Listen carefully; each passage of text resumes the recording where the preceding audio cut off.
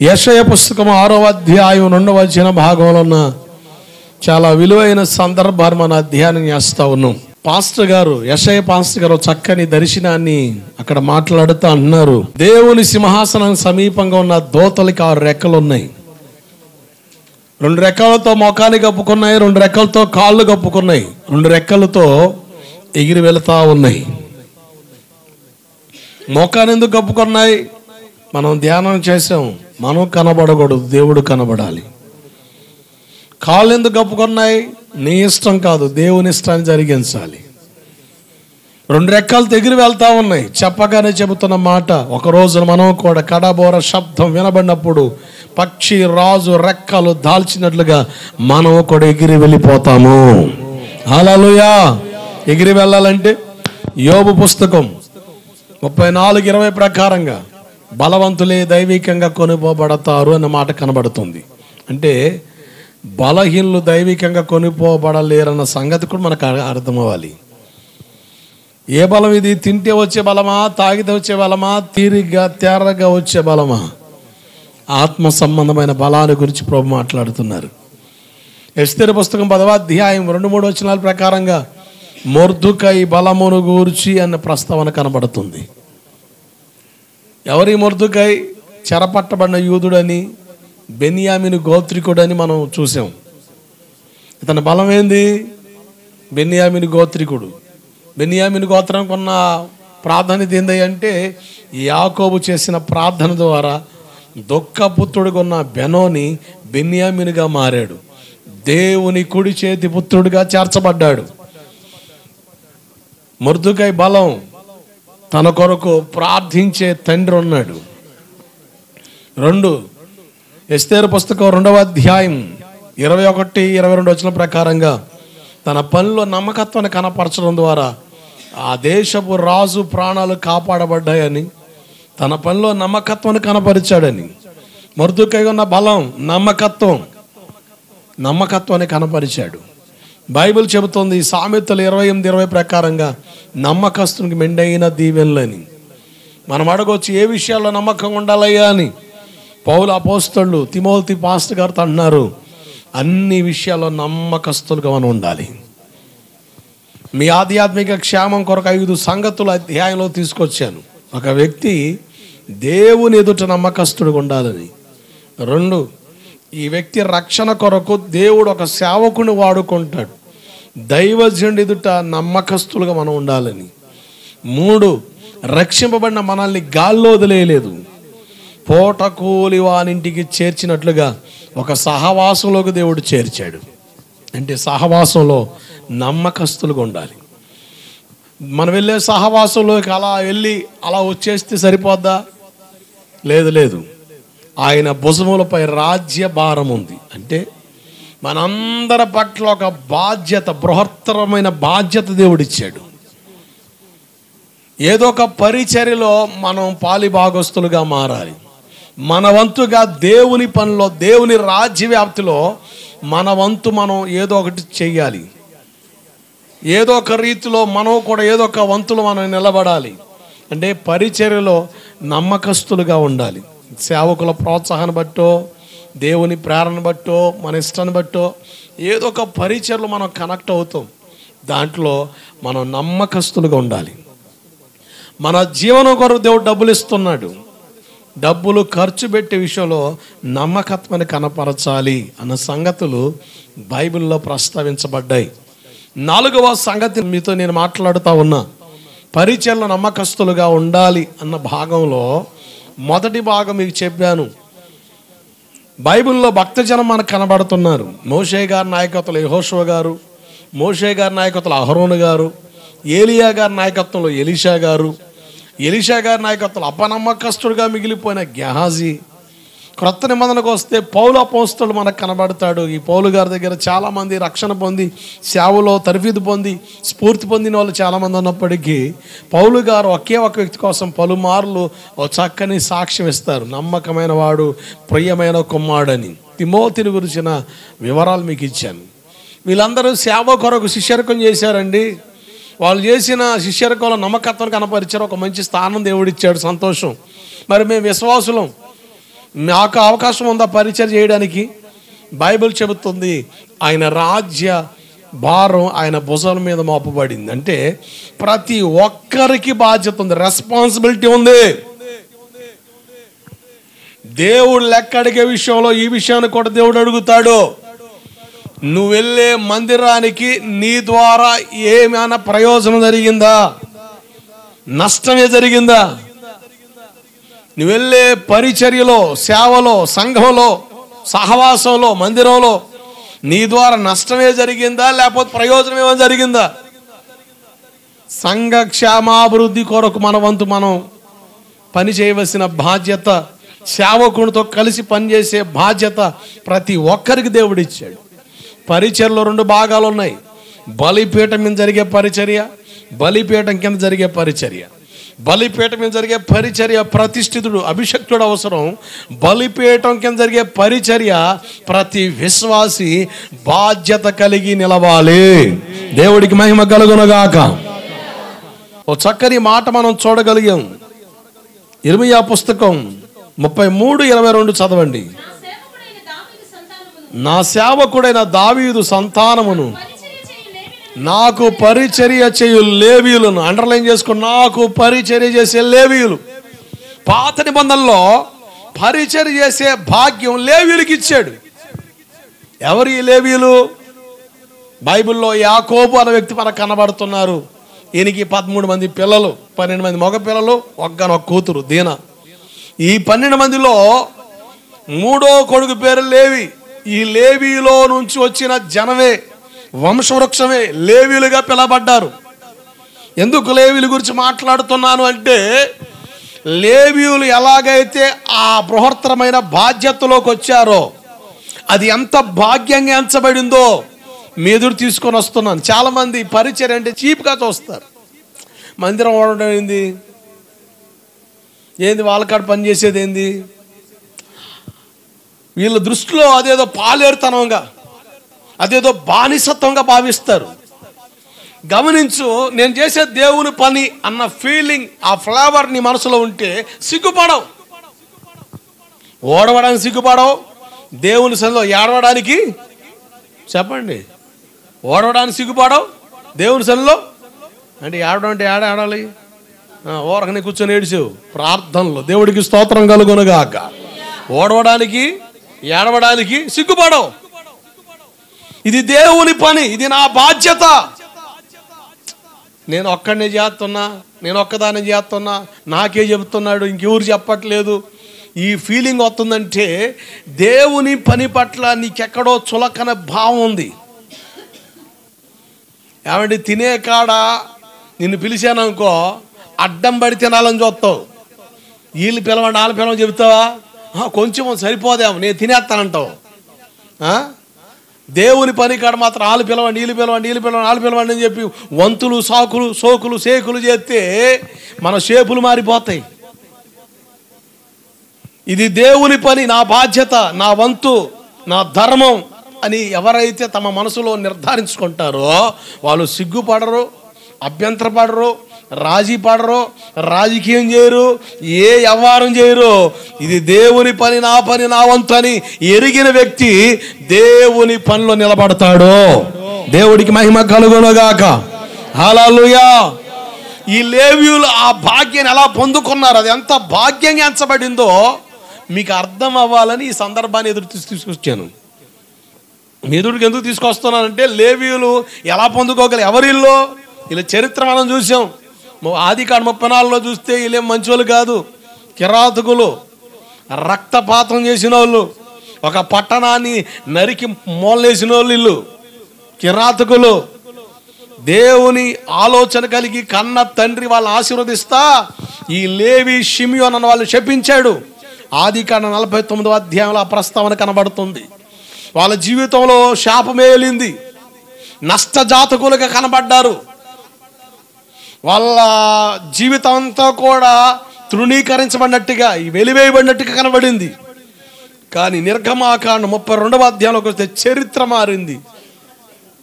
Pastor గారు లేడని, ఏమైపోయాడో తెలియదని, ఎటుపోయాడో అర్థం కావట్లేదని, వస్తాడో రాడో తెలియక గందరగోళం అయిపోయి ఒక దూడను సిద్ధపరిచి ఆ దూడని దేవుడిగా ఎంచి జాతర పెట్టి, తిరణాలు పెట్టి, తీర్మారు పెట్టి, రికార్డింగ్ డ్యాన్స్ పిల్లలు తెచ్చి డ్యాన్సులు వేస్తా ఉంటే పాచగారు వచ్చాడు మధ్యలో.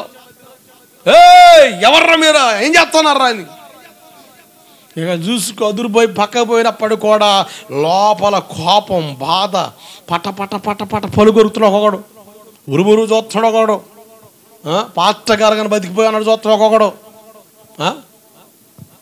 అరే నేను చేసేది తప్పు కదా, పొరపాటు కదా, ఇది ఇలా ఉండకూడదు కదా అన్న గమనం రాని ప్రజలు ఈనాడు సంఘాల్లో కూడా ఉన్నారు. అందుకనే వీళ్ళ చరిత్ర బైబిల్లో లిఖితమైంది. ఏమండి, చాలా సంగతులు జరిగినాయి, అవేమీ ప్రస్తావించబడలే. కానీ అతి ప్రాముఖ్యమైన విషయాలే, మన భక్తి జీవితానికి అవసరమైన చరిత్రనే బైబిల్లో దేవుడు రాయించాడు. దేవుడికి మహిమ కలుగునగాక. కనుక ఇది అనవసరం, ఇది వేస్ట్గా రాశారని చెప్పడానికి అసలు మాట్లాడడానికి వీల్లేదు. అంత స్పష్టంగా దేవుడు బైబిల్ రాయించారు. దీనికి ఆధారం పరిశుద్ధాత్ముడు. మోషే పాస్టర్కి అహరోను గారు తిడతాడు, అసలు ఏంది ప్రజలు వదిలిపెట్టేవేందని. కొన్నిసార్లు మాది అహరోను సేవలా కనబడుద్ది, విచ్చలు వీడి తనకు వదిలేస్తున్నాం. ఎందుకంటే గట్టిగా మాట్లాడి చర్చికి రాడామో, గట్టిగా మాట్లాడి 10 మందిని ఎగ్గొట్టేటి చేస్తాడేమో. నిజం, నా బలం తెలియదు దీనికి, చూపెత్తా, నన్ను రావద్దంటాడుగా 10 మంది రాకుండా చేస్తా అని రాజకీయం, లేనిపోని వ్యవహారాలు చేసే పనికి మాలని ఆలోచనలతో సైతాన్ బుద్ధి కలిగి నడిచే వాళ్ళు ఉన్నారు. కానీ ఈరోజు రాజీ పడిపోతున్నాం. కొన్ని సందర్భాల్లో మౌనమే సమాధానం అయిపోతుంది, గట్టిగా మాట్లాడే అవకాశం లేదు. మోషే మినిస్టర్ అది కాదు, నువ్వు వస్తేరా పోతే పో, ఖచ్చితంగా ఉంటే చర్చికి రా, లేకపోతే లేదంతే. అది మోషే గారి సేవ. అహరోను గారి సేవ ఏంటంటే మా సేవ. గట్టిగా మాట్లాడితే చర్చికి రాడామో, ప్రార్థన రాడామో, వచ్చి వాళ్ళు చెడగొడతాడేమో, సేవ నాశనం చేస్తాడేమో, రకరకాల పరిస్థితులు. నిన్న పగటిపూట నా దగ్గర ఒక పాస్టర్ గారు వచ్చాడు, చాలా నలిగిపోయి వచ్చాడు. ఏందన్నా అంటే పరిస్థితి చెబుతున్నాడు. అన్యుల మధ్యలో ఒక అతను స్థలం ఇచ్చాడండి, వాళ్ళ పిల్లలు సత్యన పిల్లలు ఉంటారు, 30 సంవత్సరాలు అవుతుంది అతను వదిలేసి, ఏదో ఏ మూలలో పడి బతుకుతున్నాడు. నేను సువార్తకి వెళ్తే దేవుని మాటలిని ప్రార్థనకు వచ్చాడు. సంవత్సరం అయిన తర్వాత మందిరం కడదాం అనుకుంటే మా స్థలం ఇస్తాను చెప్పి 2 సెంట్లు ఇచ్చాడు. సరే అని చెప్పేసి ఇటీవల కాలం పాస్టర్ గారిని తీసుకెళ్ళి మందిరానికి పునాది ప్రారంభించాం. ఇక ఆ తర్వాత రోజే అతనిలో దెయ్యం చొరబడి ఆ పిల్లలందరూ పోగేసి నా మీద ఎగబడ్డాడు.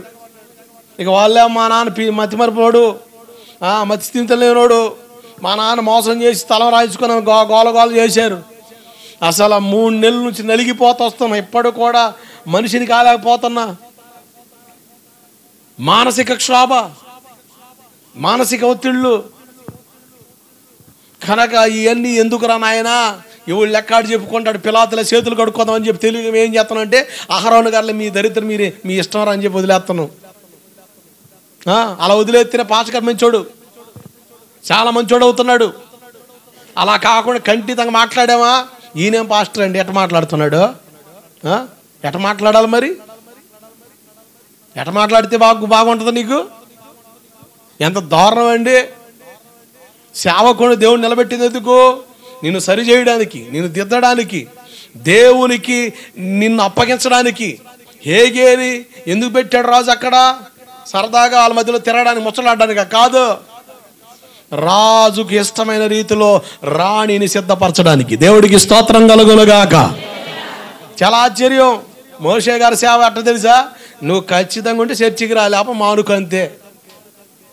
యాసాలే అత్త చర్చికి వస్తే ఊరుకునేది లేదు. అది మోషే మినిస్ట్రీ. మా ఆయన అహరోను సేవలు ఏం చేస్తాం, గట్టిగా మాట్లాడితే రారేమని భయం. మరి చెప్పు, నువ్వు అహరోను సేవ కావాలా, మోషే సేవ కావాలా? మోషే సేవ కోరుకున్నావు అనుకో మోక్షంలో ఉంటావు, అహరోను సేవ కోరుకున్నావు అనుకో ఆరిపోతావు, అంతే, ఇంక మించింది ఏమి లేదు. దేవుడికి స్తోత్రం కలుగునుగాక.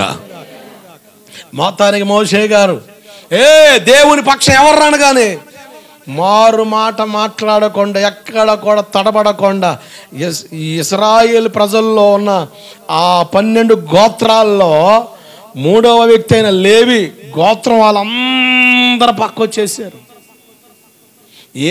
ఎవ్వరు కూడా ఒక్క మూట కూడా పక్కకు పోలే, అందరు పక్కెళ్ళిపోయారు. దేవుని పక్షం అని రుజువు చేశారు.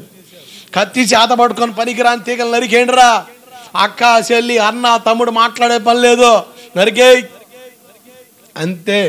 కత్తి చేత పట్టుకున్నారు, పనికిరాని తీగలు నరికి పడేశారు. ప్రతిష్ఠించుకోండి రా అబ్బాయి, దేవుడు మళ్ళీ దీవించబోతున్నాడు. వాళ్ళ ప్రతి ఇష్టం చంపుకున్నారు. కనుకనే దేవుడు దేవుని సన్నిధిలో పరిచర్య చేసే భాగ్యాన్ని ఇచ్చాడు. దేవుడికి మహిమ కలుగునగాక. పరిచర్య చేసే భాగ్యం అంత గొప్పదండి అండి.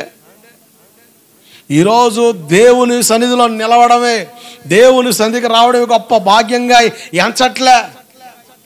నేను వెళ్ళకపోతే పాస్టర్ గారికి గత్యంతరం లేదన్న ఫీలింగ్ తీసేవాళ్ళు చాలా మంది లేరు. నేను వెళ్ళకపోతే పాస్టర్ గారికి గత్యంతరం లేదు.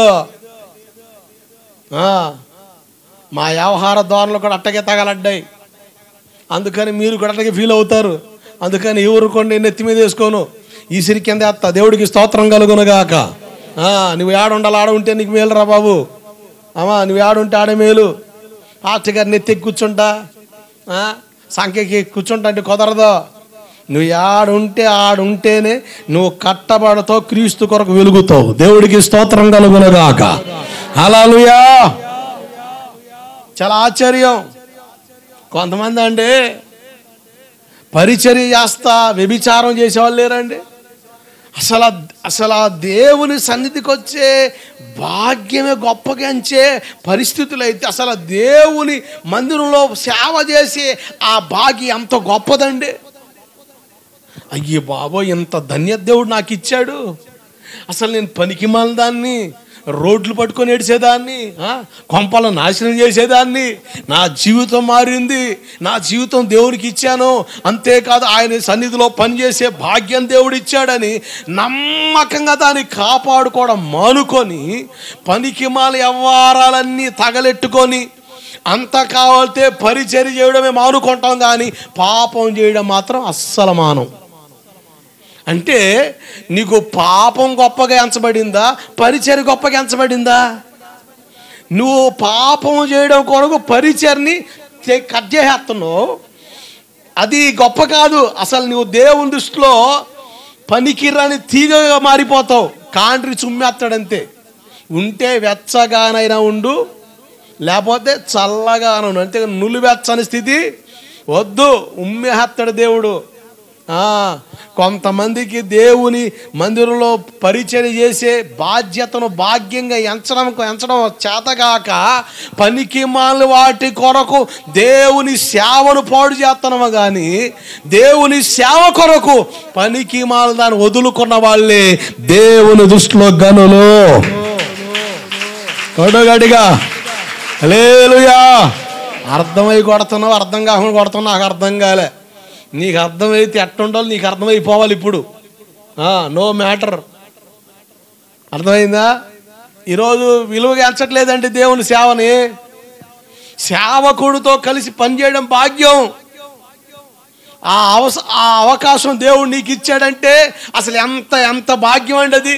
దాన్ని పోగొట్టుకున్నావా, దాని చేతులారా నాశనం చేసుకున్నావా, నీకంటే అష్ట నిష్ట దరిద్రాలు ఇంకొకటి ఉండరేమో.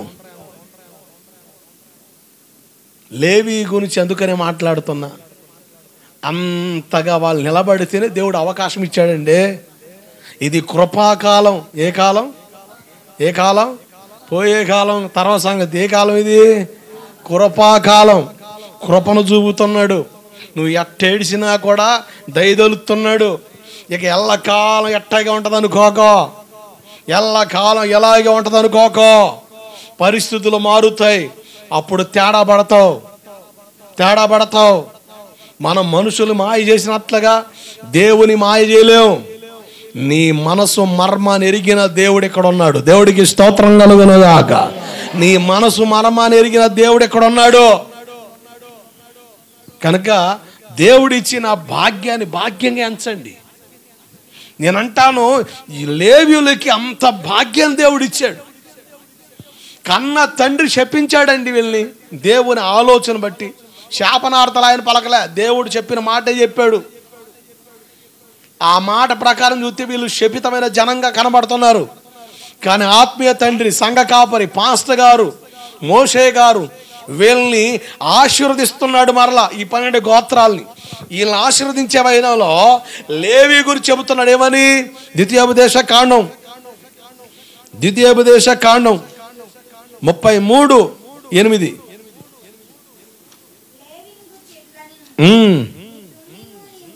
ఏంటి చెప్పండి, అందరు చెప్పాలి. తుమ్ములు ఉమ్ములు కాదమ్మా, ఏంటి చెప్పండి? తుమ్మిమ్ము ఊరిమ్ము. తుమ్ములు ఉమ్ములు అన్నారు. తుమ్ములు ఉమ్ములు నీ భక్తునికి కలవ కాదాడా? తుమ్మిమ్ము ఊరిమ్ము నీ భక్తునికి కలవు. అంటే దేవుని చిత్తాన్ని తెలుసుకునే ఆ అవకాశం లేవీలకు దేవుడిచ్చాడు. రోమాపత్రిక 12:2 ప్రకారంగా మనోనేత్రాలు వెలిగించబడిన జనంగా కనబడుతున్నారు వీళ్ళు.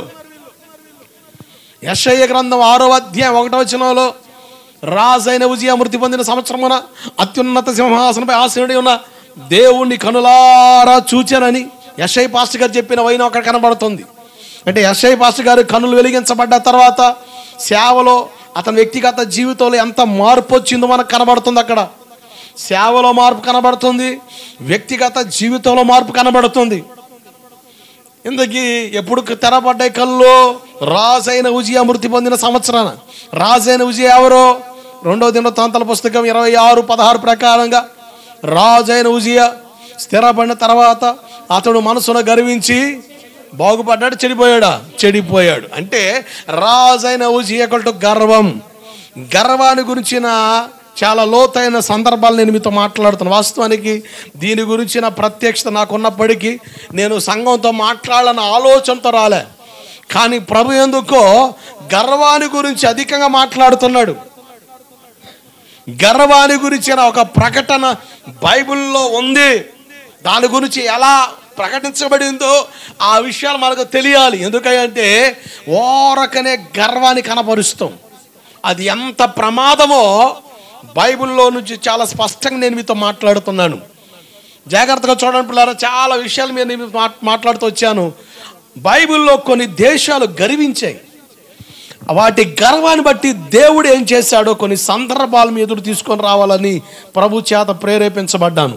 చూడండి, యెషయా పుస్తకం 16:6 ఇర్మియా పుస్తకం 48:29. ఇర్మియా 48:29 చదవండి. మోయాబీయుల గర్వాన్ని గురించి విన్నాను. చాలు. మోయాబీయులు అదొక జాతి, అదొక జనం. ఈ మోయాబీయుల గర్వాన్ని గురించిన ప్రస్తావన మనకు కనబడుతుంది. నెంబర్ 1, మోయాబీయులు గర్వించారు. వాళ్ళ గతి ఏమైందో మనం చూడబోతున్నాం. రెండోదిగా చూడండి, యెహెజ్కేలు పుస్తకం 32:12.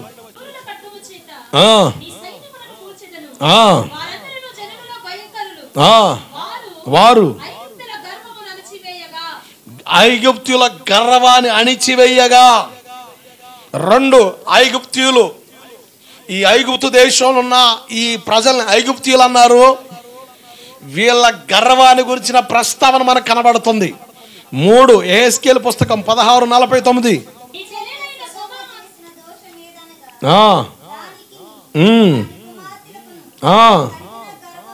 అదిగో సొదొమ గర్వాన్ని గురించిన ప్రస్తావన మనకు కనబడుతుంది.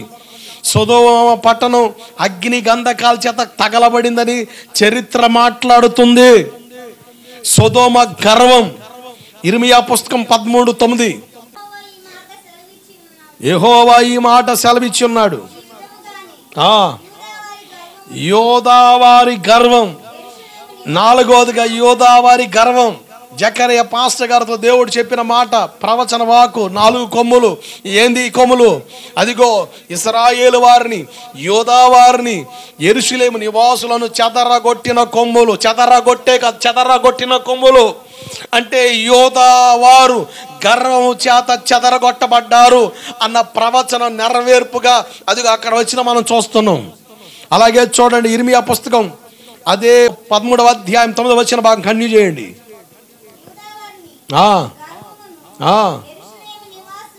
యెరూషలేము నివాసుల ఏందట మహాగర్వం.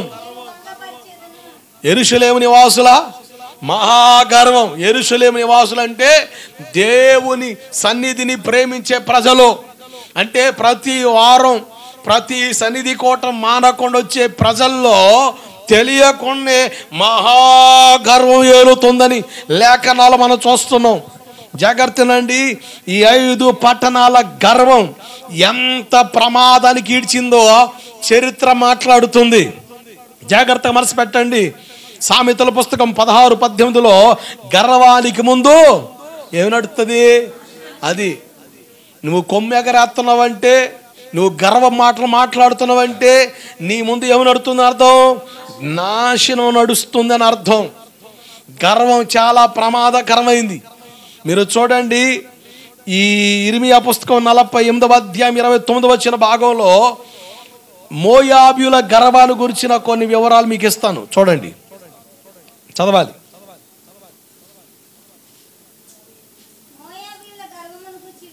గర్వాన్ని గురించి విన్నాను. ఎవరట? ఏ పోతులు? ఏ పోతులండి? అసలు చాలా విచిత్రమైన మాట అది. గర్వపోతులు అట. ఏ పోతులు? మనం మేకపోతు, గొర్రెపోతు, దున్నపోతు, ఆంబోతు, ఈ పోతులు బాగా తెలుసు. ఈ జాతుల్లో ఇదొక జాతి. అసలు ఆశ్చర్యం చూడండి, బైబిల్లో 8 రకాల పోతులు ఉన్నాయి. ఎన్ని పోతులు? 8 రకాల పోతులు ఉన్నాయి. నెంబర్ 1 తిండిపోతు. ఎవరు? ఏ పోతు ఇది? తిండిపోతు. పుట్టింది తినడానికి అన్నట్టు బతుకుతాడు, తిండిపోతు. 2 సోమరిపోతు. తిన్న తర్వాత వచ్చేదేంది? కడుపు నిండాక, కడుపు బరుబెక్కి వచ్చేదేంది? సోమరితనం, సోమరిపోతు. ఇప్పుడు తిన్నది అరగాలుగా, వదరబోతు. ఏంటి? ఏ పోతు? ఇప్పుడు మూడో అవతారం ఏదది? వదరబోతు. ఏంది? వదరబోతు. ఇక తిని తాగే వ్యవహారాల్లో ఇంకొక భయంకరమైన అలవాటు అవుతుంది, త్రాగుబోతు. ఏ పోతు? ఏ పోతు? తాగుబోతు. ఇక తాగిన తర్వాత, కడుపు నిండిన తర్వాత సోమరితనం వదులుతున్నప్పుడు వీడికి బయటకు వచ్చేదాన్ని గర్వం, గర్వపోతు. ఏ పోతు? ఏ పోతు? గర్వపోతు. ఈ గర్వంతో పాటు ఇంకొక లక్షణం అవుతుంది, తిట్టుపోతు. ఏంటి? ఏ పోతు? తిట్టుపోతు. ఇక నోరు తెరిస్తే ఇక ఏం మాట్లాడుతాడో తెలియదు, తల్లితే ఏం మాట్లాడుతాడో తెలియదు, చెల్లితే ఏం మాట్లాడుతాడో తెలియదు. అడ్డగోలిగా బండ బూతులు. కొంతమంది కూడా నోరు తెరిస్తే కన్న తల్లితో ఏం మాట్లాడుతో తెలియదు. ఒకసారి అట్లా మాట్లాడేవాడికి రికార్డు చేసి అర్థం చెప్పురా అని చెప్పు, ఖచ్చితంగా బావిలో దూసేస్తాడు. అంటే నా కన్న తల్లి ఈ మాట అన్నానని వాడు జీర్ణించుకోలేక సావాలని కోరుతాడు. అంత దారుణం, తిట్టుబోతు. ఇక ఇదంతా అయిపోయిన తర్వాత వచ్చేది ఏంది? నిద్ర. ఏంటి? నిద్రపోతు. ఏంటి? ఏ పోతులు అమ్మా? ఏ పోతులు? కొంతమంది భలే నిద్రపోతున్నారు చర్చికి వచ్చి. నిద్రపోతులు. ఏ పోతులు? ఇక నిద్రే నిద్ర, ఎటు కదిపినా నిద్రే, నిద్రపోతులు. తర్వాత తిరుగుబోతు. ఏంటి? ఓ రకం తిరుగుతూ ఉంటాం. ఇన్ని రకాల పోతులు ఉన్నాయి. మరి ఏ రకమైన పోతువో నీకే తెలియాల. దేవుడికి స్తోత్రం కలుగునగాక. ఈ రకమైన స్వభావం వల్ల ఉండకూడదు. బైబిల్ చెబుతుంది, ఈ మోయాబీయులు బహు గర్వం గలవారు, గర్వపోతులు. యెషయా పుస్తకం 16:6లో మోయాబీయులు బహు గర్వం గలవారని చెప్పబడుతుంది. యెషయా గ్రంథం 16వ అధ్యాయంలో కూడా ఈ మోయాబీయుల గురించిన ప్రవచనం మనకు కనబడుతుంది.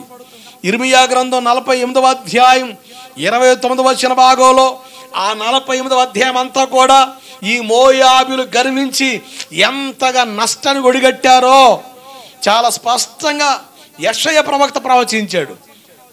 యెషయా ప్రవక్త, ఇర్మియా ప్రవక్త ఈ మోయాబీయుల గర్వాన్ని బట్టి కలిగిన నష్టాన్ని గురించి ప్రవచించాడు. ఇంతకీ ఎవరు మోయాబీయులు? మోయాబీయులు ఎవరండి? అసలు ఈ మోయాబీయులు ఎలా వచ్చారు అని చరిత్ర తొంగి చూస్తే బైబిల్లో పుక్కిడి కథలు ఉన్నాయా? చరిత్ర ఉందా? చెప్పండి, ఏముంది? అనగనగనగా ఒక రాజుకి ఎత్తండి. 7 కొడుకులు. సరే 7 ఉంటే ఉన్నారు. ఏడకు పోయారంటే ఇల్లు యుద్ధాన్ని పోవాలా, ఏడకు పోవాలా? పోతే పోయారు. ఏటకు పోతే ఏ పొట్టేళ్ళలో లేకపోతే దేనో కొట్టొచ్చారంటే అది వేరు. ఏ ఆటకి వెళ్ళారు ఇల్లు? చేపలు ఆటకి వెళ్ళారంట. ఆడదాకా బాగానే ఉంది. 7 చేపలు తెస్తే ఒక చేప ఎండలేదట. చేప ఎందుకు ఎండలేదంటే ఆ చేప అందట గడ్డి మోపేటు అడ్డొచ్చింది అందట. గడ్డి మోప ఎందుకు అడ్డొచ్చావంటే దూడ మేయలేదన్నట. దూడ నువ్వెందుకు మేయలేదంటే కుర్రోడు వదలలేదు, నన్ను చెప్పలేదు అన్నదట. అరే కుర్రోడా ఎందుకు వదలలేదురా దూడనంటే అవ్వ అన్నం పెట్టలేదు అన్నాడట. అవ్వ నీకేం వచ్చిందే అన్నం ఎందుకు పెట్టలేదంటే పిల్లోడు ఏడిచాడు అందట. అరే పిల్లోడు నువ్వెందుకు ఏడిచావరా అయ్యా అంటే చీమ కొట్టింది అన్నాడట. చీమ నువ్వెందుకు కుట్టావంటే నా పొట్టలో ఏలైతే కొట్టనా అందట. అబ్బా ఎంత కమ్మగుందండి చెప్పడానికి, ఎండడానికి. అబ్బా బాబా అసలు మర్చిపోవండి. నిద్దట్లో కూడా చెప్పేస్తాం కదా, అంత కమ్మగా ఉంది. కానీ వాస్తవం ఏమైనా ఉందా? ఏమీ లేదు. అట్లా పుక్కిటి కథలో, చందమామ కథలో ఇవేమి బైబిల్లో లేవు. చరిత్ర వాస్తవంగా జరిగిన సందర్భాలే బైబిల్లో ప్రస్తావించబడ్డాయి. దేవుడికి స్తోత్రం కలుగునుగాక. తెలివిగా మాట్లాడే వాళ్ళు ఉన్నారు. ఎప్పుడో జరిగిపోయింది మనకెందుకండి? కొన్న చూడండి, జరిగిపోయింది అంతా నాకెందుకు చెప్తున్నా నువ్వు? జరిగిపోయింది 14 ఎత్తి మాట్లాడతావు ఎందుకు? చరిత్ర ఆ రోజుల్లో కూడా పౌలు గారు మాట్లాడుతూ ఉంటే జరిగిపోయిన సందర్భాలన్నీ ఎందుకయ్యా, జరగాల్సిన దాని గురించి మాట్లాడు. అబ్బా మహాభక్తులు వచ్చారు. మరి వీళ్ళకు ఒక చక్కని మాట చెప్తున్నాడు పౌలు గారు. 1 కొరింథీ పత్రిక 10వ అధ్యాయం 11వ వచన భాగం. 1 కొరింథీ పత్రిక 10వ అధ్యాయం 11వ వచనం. దృష్టాంతముగా బుద్ధి కలుగుటకై ఇవి రాయబడ్డాయి. దేవుడికి స్తోత్రం కలుగునగాక. బైబిల్లో చరిత్ర ఎందుకుందయ్యా అంటే ఒకటే, నీకు బుద్ధి కలగడానికి. ఈ యుగాంతమందు మనకు బుద్ధి కలగడానికి. మోయాబీయుల చరిత్ర ఎందుకయ్యా? అయిపోయింది కదా, నా చరిత్ర ఉండి చెప్పు, నా కథ చెప్పు, నా సంగతి చెప్పు. నీ సంగతే చెప్తున్నా. మోయాబీయుల్లాగా గర్వించే ఆ స్థితి మనలోకి వస్తే అది ఎంత ప్రమాదమో చరిత్ర మాట్లాడుతుంది. రోమా 15వ అధ్యాయం 4వ వచనం. ఓర్పు వలనను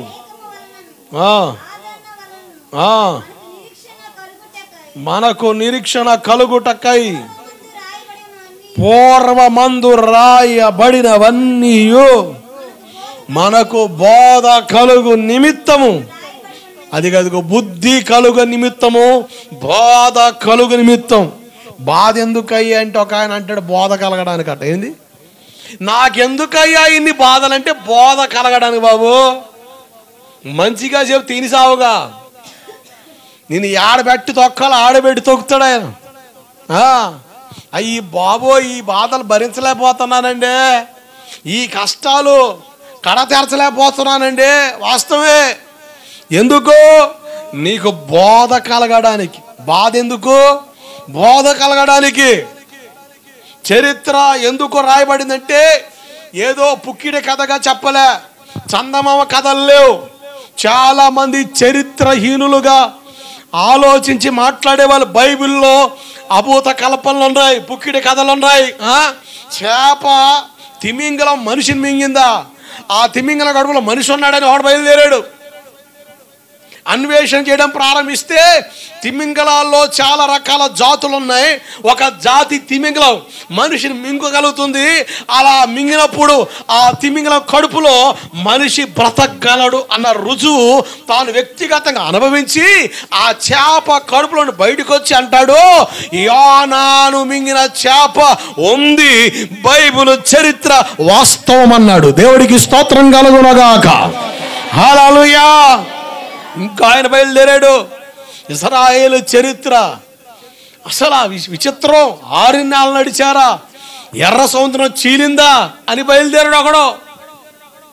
ఎర్ర సముద్రం మీదగా పోతే తెల్లటి గీత ఎర్ర కనబడుద్ది, రక్తపు టేరులాగా. దానికి మధ్యలో తెల్లటి గీత. ఏంది గీత, అసలు ఏం జరిగింది ఇక్కడ అని లోపలికి పోతే ఫరో రథ చక్రాలు తగులుతా ఉన్నాయి, కలేబారాలు తగులుతా ఉన్నాయి. అరే ఏంది అని వాటిని బయట తీసుకొచ్చి అధ్యయనం చేస్తే, ఇదిగో ఇశ్రాయేలు ప్రజలు అన్నవారు ఐగుప్తును విడిచి వస్తుండగా వారి దేవుడు మోషే నాయకత్వంలో ఎర్ర సముద్రాన్ని చీల్చగా దానికి గుర్తుగా, దానికి సూచనగా ఆ ఎర్ర సముద్రం తెల్లటి గీత ఉండమే కాదు, ఆ సముద్ర పడుగుల్లో ఈ రథ చక్రాలు, ఈ ఫరో యొక్క ఈ కలేబారాలు మొత్తం అక్కడ ఉన్నాయి అని చరిత్ర మాట్లాడగా బైబిల్ వాస్తవం చెప్పాడు అతను. దేవుడికి స్తోత్రం కలుగునగాక. హల్లెలూయా. ఇంకొకటి బయలుదేరాడు. అయ్యా క్యాలెండర్లో జనవరి నెల ఎన్ని రోజులు ఉన్నాయి? జనవరి నెల ఎన్ని రోజులండి? 36 రోజులా? 36 రోజులు అంటే నేను తిరగేయాల. 31. ఫిబ్రవరి నెలలో 28. మార్చి నెలకు, ఏప్రిల్ నెలకు, మే నెలకు, జూన్ నెలకు, జూలై నెలకు, ఆల్మోస్ట్ ఒక నెల 30 వస్తే ఇంకో నెల 31 వస్తుంది, ఒక నెల 30 వస్తే ఇంకో నెల 31 వస్తుంది. కానీ ఫిబ్రవరి నెలలో మాత్రమే 28 రోజులు ఉన్నాయి. ఎందుకని మొదలు పెట్టాడు వాడు. ఏంది ఎందుకని తీగలాగాడండి చరిత్ర. చివరికి చరిత్ర భాగంలోకి వెళితే యెహోషువ అనే ఒక నాయకుడు, మోషే గారి తర్వాత యెహోషువ అనే నాయకుడు ఇశ్రాయేలు ప్రజలు నడిపించేటప్పుడు ఒక యుద్ధ రంగంలో, యుద్ధ భూమిలో సాయంత్రం కల్లా తేలిపోవాలి. యుద్ధ రంగంలో సాయంత్రం కల్లా తేలిపోవాలి. ఎవరు గెలిచారు, ఎవరు ఓడిపోయారు అంది. తేలలేదనుకో, యుద్ధ నీతి ఏంటంటే చీకట పడుతున్నకి యుద్ధం చేయకూడదు, యుద్ధం ముగించేసేయాలి. యెహోషువ ఎదుటి ప్రయాణం ఉంది. ఏం చేయాలో తెలియక, సూర్యుడా గిబియోనులో నిలిచిపో, చంద్రుడా అయ్యోనులో ఆగిపో అన్నాడు. అంతే. ఫిబ్రవరి నెలలోనే యుద్ధం జరిగింది. 2 రోజులు పగలు రాత్రి కానరాకుండా అలా నిలిచిపోయింది 28వ తారీఖు. కనుక ఇదిగో చరిత్ర చెబుతుంది, బైబిల్లో జరిగిన సంగతులు వాస్తవం. దేవుడికి స్తోత్రం కలుగునగాక. హల్లెలూయా. తప్పట్టాలన్న వాళ్ళ తప్పులు తెలుసుకొని బైబిలే సత్యమని గుర్తించారు. మన గ్రామం నుండి వెళ్ళాడు ఒక ఆయన తెలంగాణ ప్రాంతానికి. తెల్లోళ్ళ కాడ తర్జుమా చేయడం ఇంగ్లీష్ వస్తుందిలే, ఇంగ్లీష్ నేర్చుకోవాలనుకుంటున్నాడు కదా. మీ వాడు పంపు అంటే ఏదో సదమని చెబితే బయలుదేరిపోయాడు. తెల్లోళ్ళేమో యోహాను సువార్త గురించి మాట్లాడుతున్నారు. యోహాను సువార్త, ఆ యోహాను సువార్తలో వాటి గురించి మాట్లాడుతా వాళ్ళు ఇంగ్లీష్లో చెబుతుండే తెలుగులో తర్జుమా చేస్తున్నాడు. అసలు ఈ బైబిల్ శుద్ధ తప్పని నిరూపిద్దామని తెగదేవులాడితే చివరికి ఆయనే క్రైస్తవ్యంలోకి వచ్చేసాడు. తన కట్టుకున్న భార్య ఏమయ్యేది రైట్ కాదన్నా కూడా ఇది వాస్తవం అని మాట్లాడకుండా క్రీస్తుని వెంబడిస్తూ ఉంటే వాళ్ళందరూ పిలిచింది. మీరు ఏదో ఒకటి చెప్పి ఆయన ఆ మతంలోకి వెళ్ళకుండా చూడండి, ఆయన ఏదో క్రిస్త మతంలో పోతున్నాడు, మనం నిష్ఠాగరిష్ఠులం అని ఆ మొత్తుకుంటే ఆమె తాలూకోలు వచ్చి తెలివిగా అంటారు, మన సిద్ధాంతాల్లో, మన ఆచారాల్లో, మన గ్రంథాల్లో ఏమైనా తేడాలు ఉంటే సరిచేయొచ్చుగా, అంతేగాని ఇది వదులుకుంటూ పోతాం ఎందుకు, మన అగ్రకులంగా అన్నట్టుగా మాట్లాడుతుంటే పొరపాటు నేను సరిచేసే మతం నాకెందుకు, నన్ను సరిచేసిన మార్గం నాకు కావాలన్నాడు. దేవుడికి స్తోత్రం కలుగునగాక. ఆయన ఎవరో కాదు, ఆచార్య ఆర్ఆర్కే మూర్తి గారు. దేవుడికి స్తోత్రం కలుగునగాక. తప్పు పట్టాలని అందరూ తిప్పలు పడ్డారు, వాళ్ళ తప్పులు వాళ్ళకి అర్థమై నోరు మూసుకున్నారు. అందుకనే యాకోబు గారు అంటాడు, బైబిల్ అద్దం లాంటిది. ఏం చెప్పండి, అద్దం ఎందుకు చూస్తారా బాయ్, అద్దం ఎందుకు చూస్తావు అమ్మాయి? మా కోళ్ళ ఒకటి ఉంటుంది, పొద్దున్న లేకపోతే చిన్నపిల్ల బుడ్డది. ఆమె ఎన్ని సోకులు ఆ వయసులోనే వచ్చినాయి పిల్లకి. ఆమె పొద్దున్నే లేచి ఇట్ట అంటది ఒకసారి, మళ్ళా కొద్దిసేపటికి ఎట్ట అంటది కొద్దిసేపు. మరి ఆ తిక్కల పిల్లకి ఏమైందో అత్త ఇటు పెట్టి వెనక్కి కూడా కలబడాలని. అసలు మామూలు తెలియదు అట్లా. ఏదో కోణంలో చూసి చావాలని, ఏం చూద్దామని. ఏమైనా లోటుపాట్లుంటే సరి చేసుకోవడానికేగా. పౌడర్ రాసేటప్పుడు అర్థం కాదు ఎందుకు వస్తాం? నీట్గా రుద్దుకోవడానికి. బైబిల్ దగ్గర ఎందుకు వస్తున్నావు? నీ జీవితంలో, నీ బతుకులో ఉన్న మరకలు, నీ జీవితంలో లోటుపాట్లు సరి చేసుకోవడానికి వాక్యమైన అర్థం కాడికి రావడం వల్ల మనం దిద్దబడతాం. గట్టిగా చప్పలు కొడుతూ స్తోత్రం చెప్పు. హల్లెలూయా. వాక్యం వర్షంతో పోల్చబడింది, వాక్యం మంచుతో పోల్చబడింది, వాక్యం జెహోవాతో పోల్చబడింది.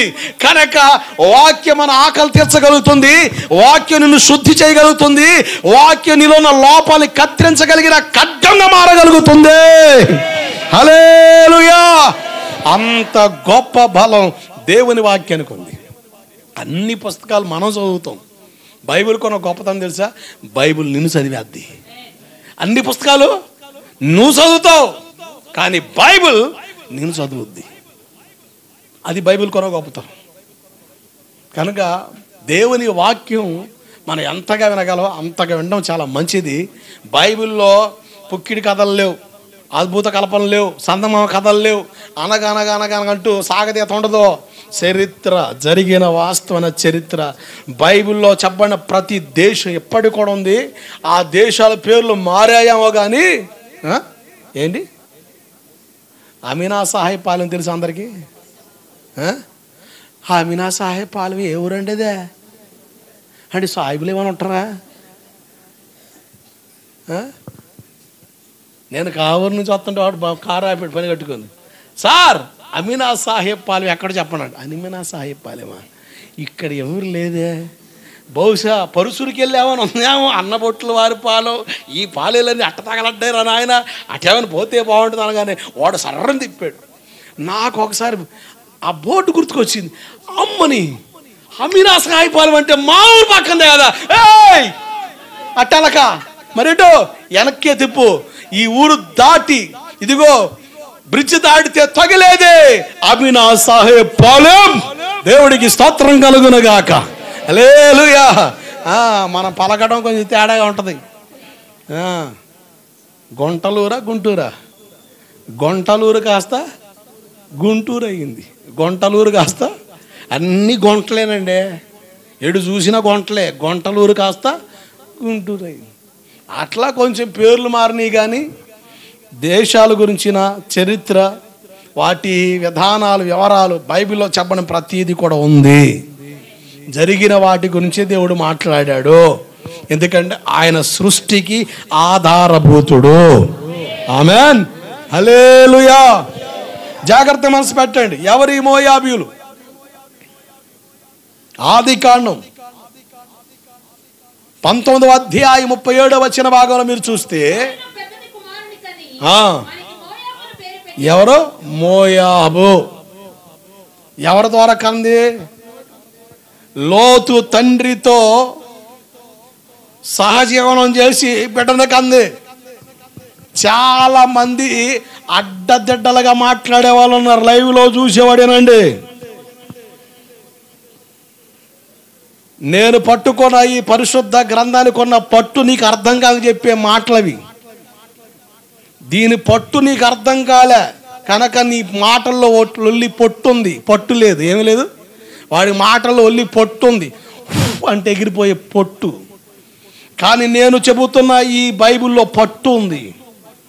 కొంతమంది అంటారు వ్యంగ్యంగా మాట్లాడేవాళ్ళు, బైబిల్ తప్పట్టేవాళ్ళు.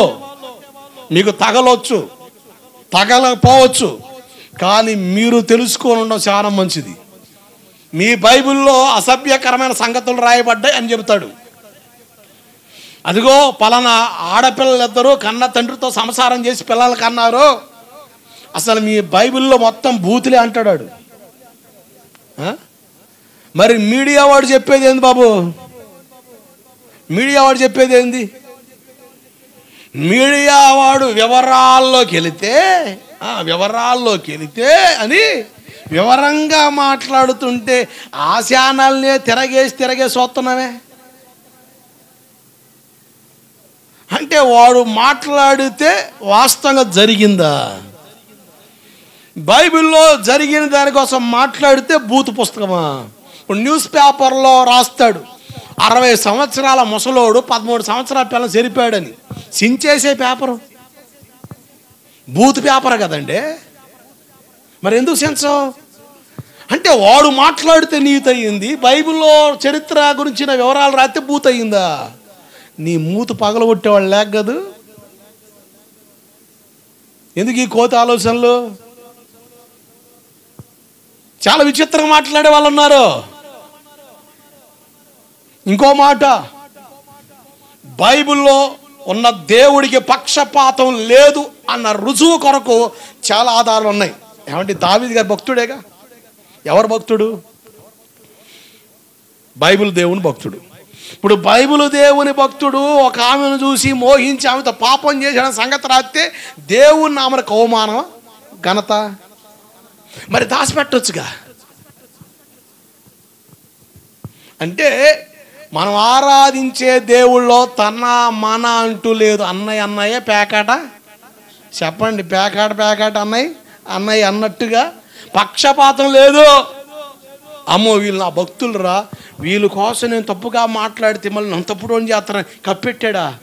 లే, జరిగిన దాని వాస్తవంగా బైబిల్లో దేవుడు రాయించాడు. ఎందుకు రాయించాడు? దేవుడు తెలీదా? తెలివి మీరిపోయిన తర్వాత ఈ ప్రజలు మీ దేవుడు తప్పుడోడు కనుకనే తప్పుడు సంగతులన్నీ బైబిల్లో రాయించాడు. కొత్త సంగతి దేవుడు తెలియదు, తెలుసు. మరి ఎందుకు రాయించాడు? మనం జాగ్రత్త పడతామని, మనం జాగ్రత్తగా బతుకుతామని. ఏమండి, కన్న తండ్రితో పాపం చేసి ఒక జనాన్ని కనింది. ఆ జనం ఒక రీతిలో చూస్తే మంచోళ్ళే, కానీ గర్వాన్ని కనపరిచారు. ఎంత గర్వం అంటే దేవుడి కంటే గొప్పగా ఎంచుకున్నారు వాళ్ళు. ఎంతగా తోలనాడారంటే అంతగా తోలనాడంటే శపితమైన జాతి, అక్రమ జీవితాల ద్వారా, అక్రమ బ్రతుకుల ద్వారా పుట్టే పిల్లలు ఎలా మారుతారంటే శపితమైన జాతిగా మారుతారు. అలా మారకూడదని ఒక క్రమం, ఒక వరుస పెట్టాడు. వావి వరుసలు లేకుండా మనం విచ్చలవిడిగా ప్రవర్తించి ఒకవేళ పొరపాటు చేసి తప్పుడు వ్యవహారాలు చేసి నా భర్తతో కాపురం చేస్తే పిల్లలు పడతలేదని అక్రమంగా నడిచి పిల్లల కంటే వాళ్ళు శపితమైన జనంగా మారిపోతారు. నువ్వు చేసిన పాపం శాపంగా మారుద్దోలికి హెచ్చరిస్తున్నాడు. నీ ద్వారా దేవుని దుఃఖాన్ని కలిగించే జనం ఉద్భవిస్తారు. అలా నీ ద్వారా జరగకూడదు. ఒక క్రమబద్ధీకరణ దేవుడు పెట్టాడు. లేవి గ్రంథం 18వ అధ్యాయంలో వరసావావిల గురించి చాలా స్పష్టంగా మాట్లాడింది బైబిల్. ఎవరిని పెళ్లి చేసుకోవాలి. ఏమండి, మేనరికాల గురించి బైబిల్ కొండ బద్దలు కొట్టి మాట్లాడింది. దరిద్రం ఏంటంటే మన క్రైస్తవ్యంలోనే మేనరికాలు పోయినాయండి, పోయలే. ఇంకా మేనరికాలు, కొండ మార్పిళ్ళు. అలా చేయడం వలన రక్తం ఒకటై పుట్టే పిల్లలు వికలాంగులుగా, మతిమరుపోలుగా, అంగవైకల్యం కలిగి ఏదొక దీర్ఘకాలిక రోగాలతో పడుతున్నారు. దేవుడు చెప్పాడు మేనరిక వలన నష్టం జరుగుద్దని. ఇప్పుడు సైన్స్ చెబుతుంది మేనరికలు చేసుకోవద్దు. ఈ మాట ఎప్పుడో దేవుడు చెప్పాడు. దేవుడికి స్తోత్రం కలుగునగాక. అంటే దేవుని మాట ఎంత ప్రాణప్రదం అండి. మనకి జీవనాధారం ఎంచబడలే దేవుని మాట. గడిచిన వారం చెప్పా, జంతు సంయోగం చేయొద్దని, జంతువుతో పాపం చేయొద్దని. చేయడం వల్ల ఏమైంది? AIDS, ఎయిడ్స్ వచ్చింది. ఎప్పటికి కూడా అపౌషధం లేని తెలియని వాళ్ళు ఆ ఎయిడ్స్ వ్యాధితో బాధపడుతున్నారు. ఈ ఎయిడ్స్ రోగులు హాస్పిటల్కి వెళ్ళినప్పుడు వాళ్ళకు వాడిన అవే పరికరాలు ఎవరికైనా వాడితే వాళ్ళు కూడా వచ్చేస్తుంది. దేవుడు ప్రతిది మన మేలు కొరకే చెప్పాడు. అసలు దేవుని మాట ఎంత ప్రయోజనం అండి. దేవుని మాట దాటి వెళ్ళిన వాళ్ళ జీవితాలు శోకసంద్రమే. బైబిల్లో ఓ చక్కని మాట ఉంది, యోహాను సువార్త 1వ అధ్యాయంలో అనుకుంటా. సందర్భాన్ని బట్టి మీకు పరిచయం చేస్తాను, చూడండి. యోహాను సువార్త 1వ అధ్యాయం 13వ వచనం. నెంబర్ 1, దేవుని వలన పుట్టిన వారే కానీ. అంటే ఎవరిలో? దేవుని వలన పుట్టిన వాళ్ళంటే అంటే దేవుని పెళ్లి చేసుకుని పుట్టిన వాళ్ళ? అట్లా అనరాదు, అక్షర దోషం. దేవుని వలన పుట్టిన వాళ్ళు ఎవరో మొదటి యోహాను పత్రిక 5వ అధ్యాయంలో స్పష్టంగా రాస్తాడు. అంటే బాప్తీసం అనే అనుభవం ద్వారా దేవుని మూలంగా పుట్టిన వాళ్ళు ఎవరంటే బాప్తీసం తీసుకోవడం వలన ఎవరైతే నూతన పునర్జన్మలోకి వస్తారో, సున్నతి అనుభవంలోకి వస్తారో వాళ్ళు దేవుని మూలంగా పుట్టిన వారు. నెంబర్ 1. 2 ఏదట?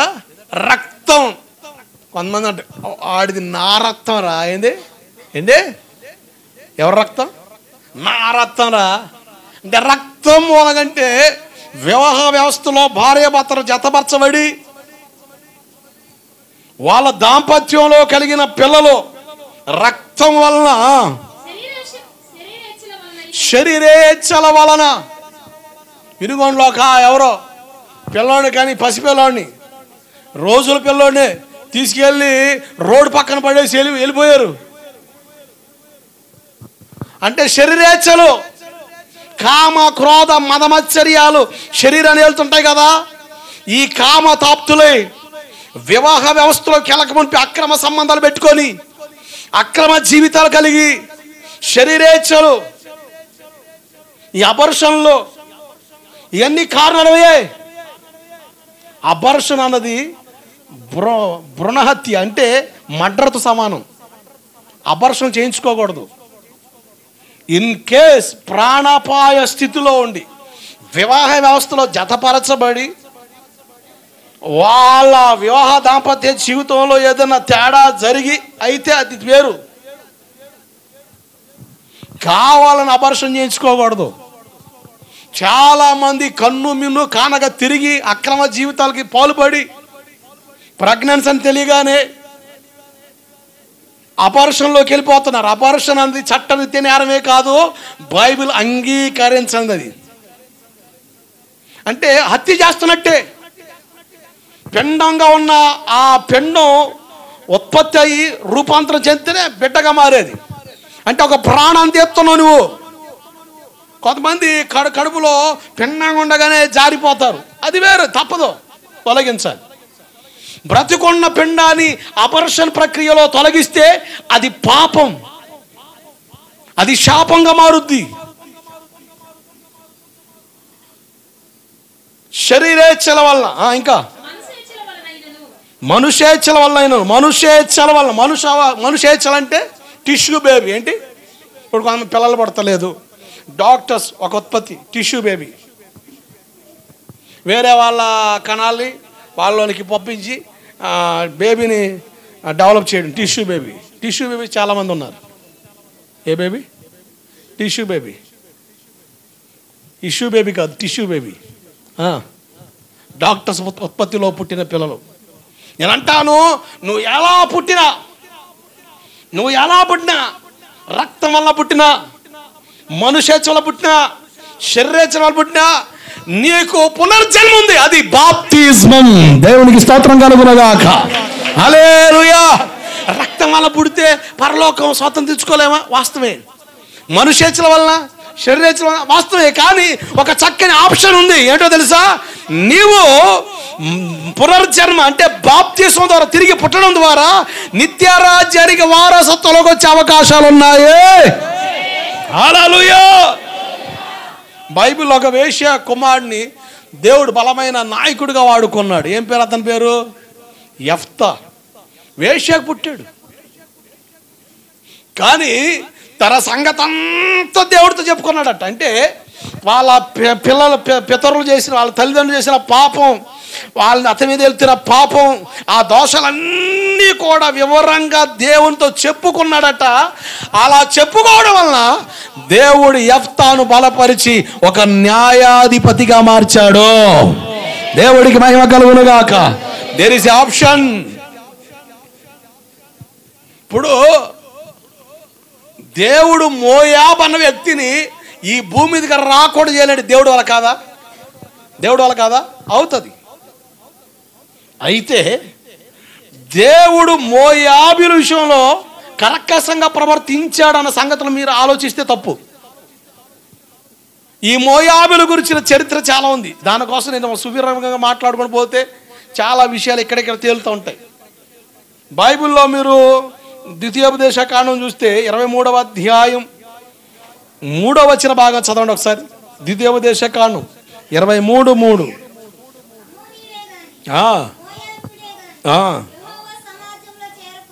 యెహోవా సమాజంలో అసలు వాళ్ళని దైవ సంఘంలో చేర్చొద్దు అని స్పష్టంగా మాట్లాడేశాడు. అమ్మోనీయుడినే కానీ మోయాబీయుడినే కానీ అసలు మీతో చేర్చొద్దు చాలా స్పష్టంగా చెప్పాడు. ఎందుకు చెప్పాడు? స్వార్థపరుడా?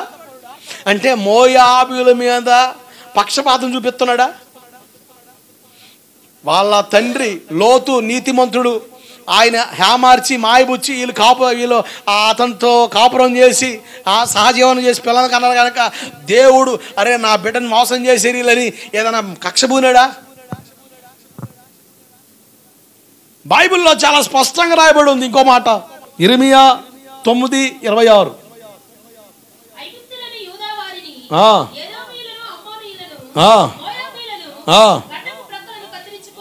గడ్డపు ప్రక్కలను ఏంటట? French cut. ఏంది? ఏ కట్ బాబు? ఏ కట్? French cut. ఇప్పుడు ఫ్రెంచ్ కట్లు లేవు, అందరు గడ్డాలు పెంచి పిల్లల్ని ఎత్తుకుపోయే దొంగల్లా తయారై. ఏం డైలాగ్ ఏంది?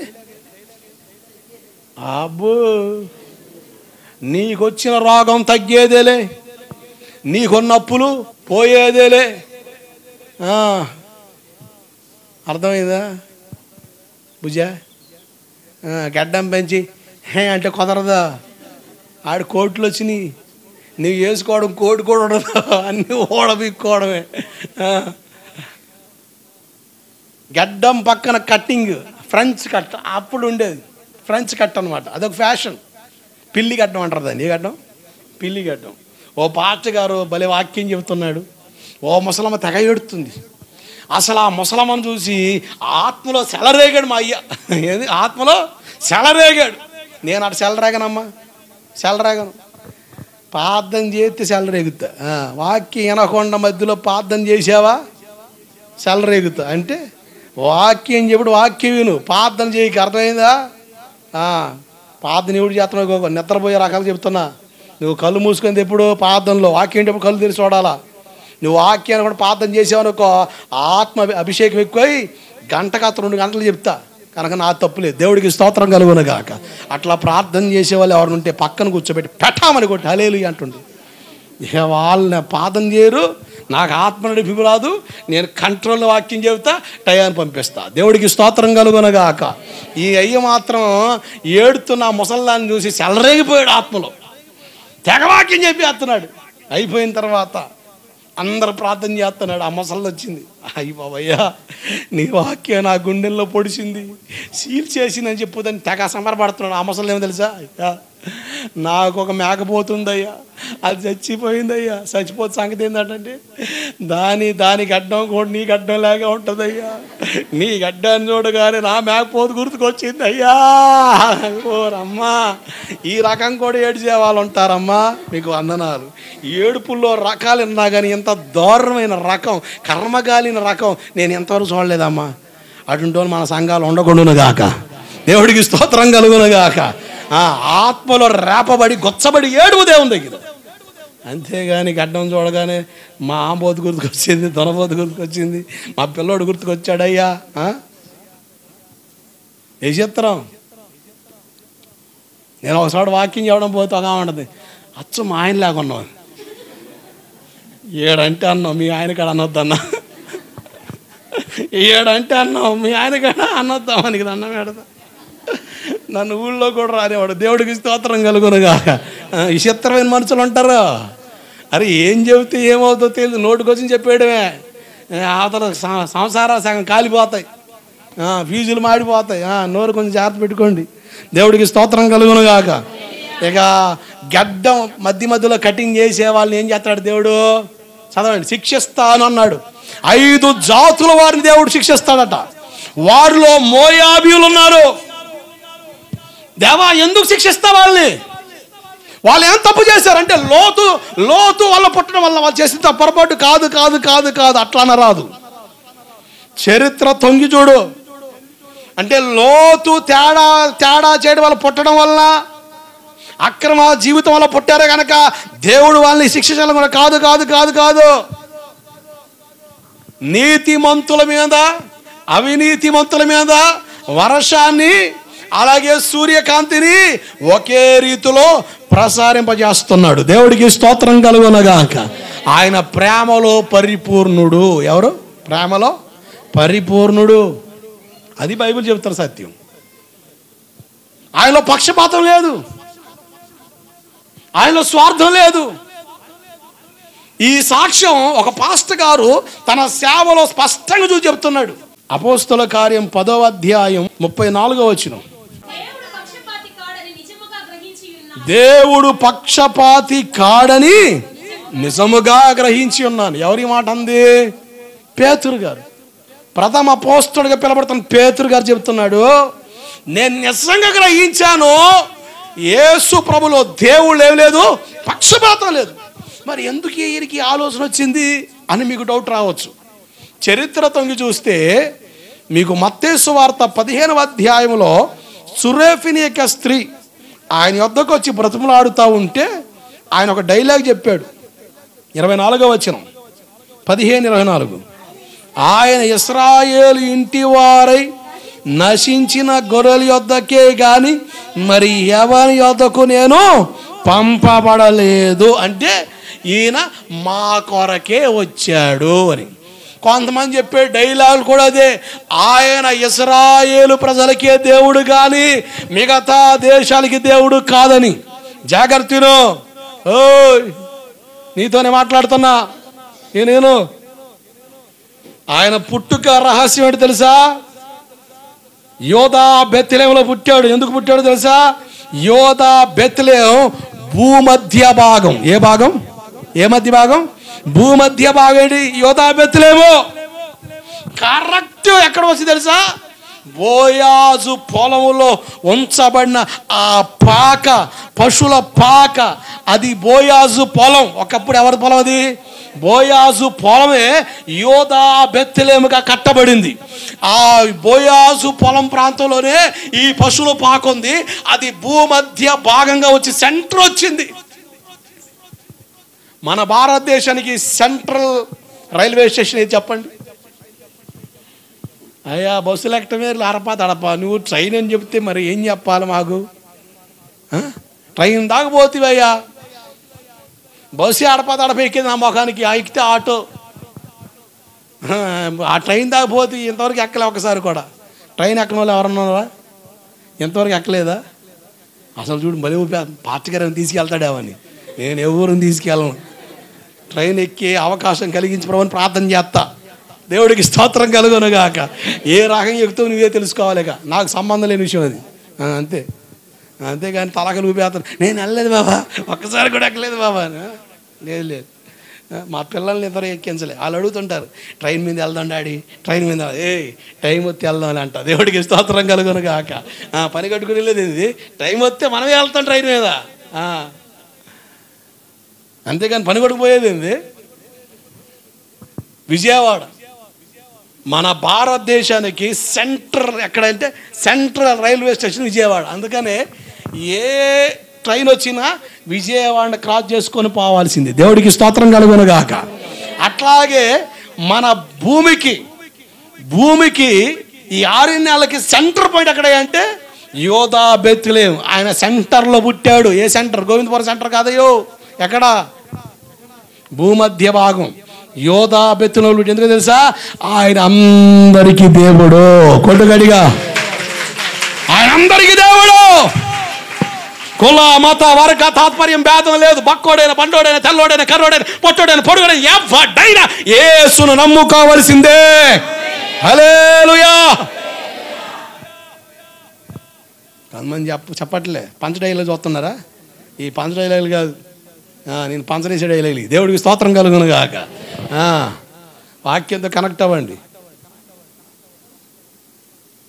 ఆయన ఇంకో మాట చెప్తాడు, మత్తయి సువార్త 10వ అధ్యాయం 5వ వచనం.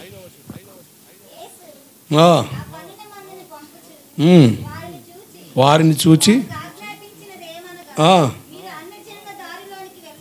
మీరు అన్యజనుల దారిలోకి వెళ్ళొద్దు, సమరయుల ఏ పట్టణంలోనైనా ప్రవేశించకూడదు, కానీ ఇజ్రాయేలు వంశములోని నశించిన గొర్రెల యొద్దకే వెళ్ళండి. ఈ మాటలో పేతురు గారి మైండ్లో బాగా ఫిక్స్ అయిపోయినాయి. ఓహో, ఈయన మనకే దేవుడు. ఇప్పుడు కులానికో దేవుడు, ప్రాంతానికో దేవుడు అన్నట్టుగా ఈయన కూడా అలా ఫీల్ అయిపోయాడు. దేవుడు ఒక చక్కని పాఠం పేతురు పాస్టర్ గారు నేర్పాడు. అన్యుడైన కొర్నేలింటికి వెళ్ళాడు దేవుని వాక్యం చెప్పడానికి. అన్యుడు గనక ఆ ధన్యత ఎరగని స్థితిలో ఉన్న వ్యక్తి అమాంతం కాలు మీద పడ్డాడు. ఎందుకంటే దేవుని దోతే వచ్చి చెప్పింది ఏమని చెప్పింది? అదిగో చర్మకాడైన సీమోనింట నా దైవజనుడు పేతురు ఉన్నాడు, పిలిపించుకొని వాక్యం చెప్పించుకొని దేవుని దోత చేత హెచ్చరించబడ్డాడు. దేవుని వర్తమానం, అయ్యి బాబోయ్ దేవుడే నిన్ను చెప్పాడంటే అసలు ఎంత గొప్పోడువో అని డాముని కింద పడితే శుభం కలుగుగాక, శుభం కలుగుగాక. ఇంకేంటి? ఆశీర్వాదకి బేటే లే కమాన్ అనలే, నేను నీమంటి మనుషుణ్ణి అన్నాడు. అంటే దైవజనులు కాళ్ళు పట్టడం, కొంతమందికి అదొక బేమ.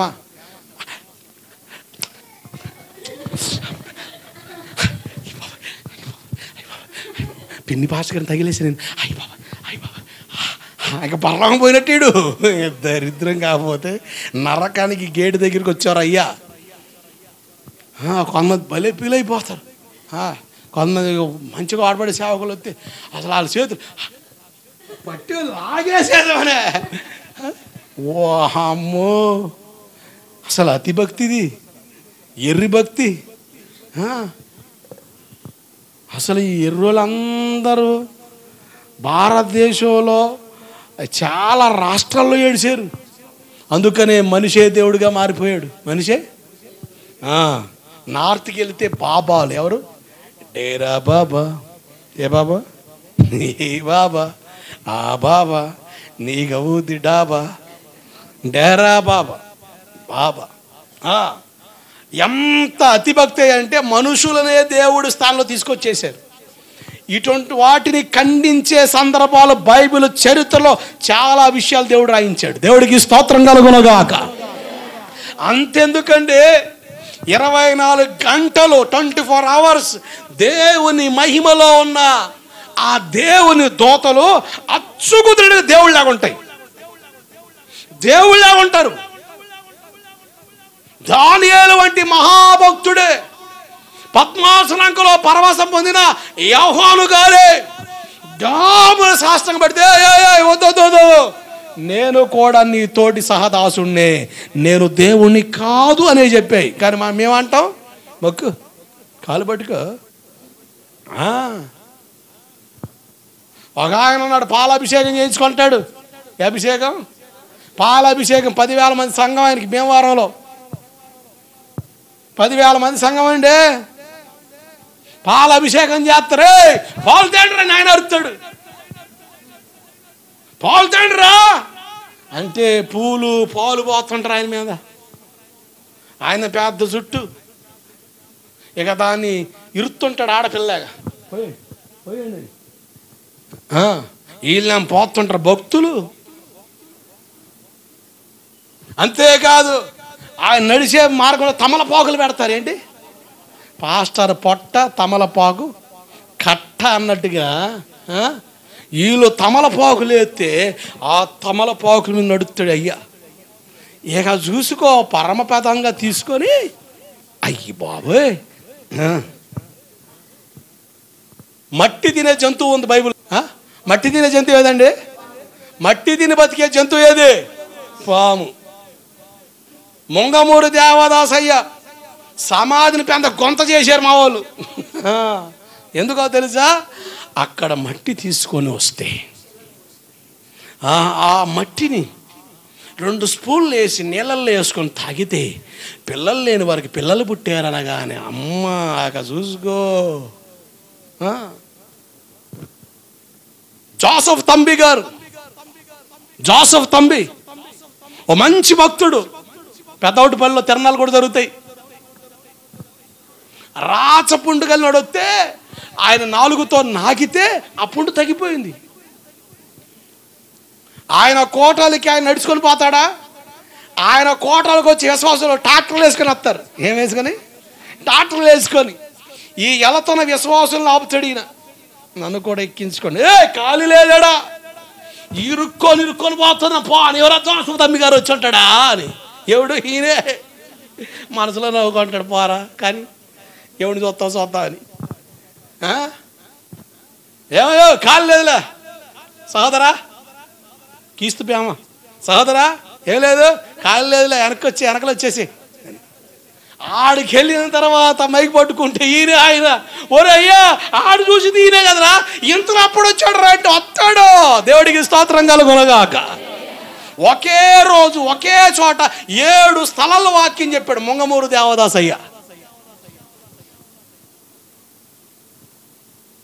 ఒక ఆయన తమిళ అక్కడ తాడేపల్లిగూడ నుంచి వచ్చాడు ఆయన చూడడానికి. ఆయన తాడేపల్లి ఉండేవాళ్ళ, తాడేపల్లిగూడ రాజమండ్రి ఏరియాలో. తర్వాత కేంద్రంగా గుంటూరుకు వచ్చాడు. ఆయన తలుపు తీశాడు. అయ్యా ఇక్కడ దేవదాసయ్య అంట, చూడడానికి వచ్చామయ్య అంటే, అయ్యా అటు కూర్చో వస్తాడని చెప్పి ఈ పెద్ద ఆయన అటు వెళ్ళిపోయాడు. ఆయన చూసినా రావట్లే. అసలు ఏంది, లోపలికి వెళ్ళిన ఆయన వస్తాడని పోయాడు, ఇంకా రావట్లేదని తలుపు తీస్తే బయటికి వెళ్ళిపోయిన ఆయన లోపల ఉన్నాడు. అయ్యా ఎట్టొచ్చావయ్యా అంటే వస్తాడు. దేవుడికి స్తోత్రం కలుగునగాక. అదొక ప్రత్యక్షత.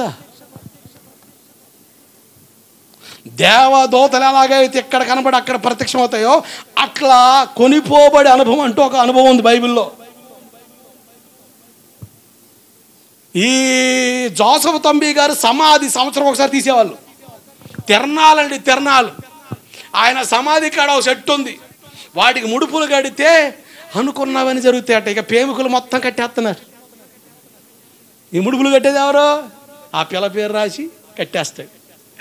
ఈ పిల్లే నా కలల రాణిగా రావాలని జర్రగానే ఆ పిల్లతో వస్తాడు తిరణాలికి. అబ్బా వచ్చాడు భక్తుడు.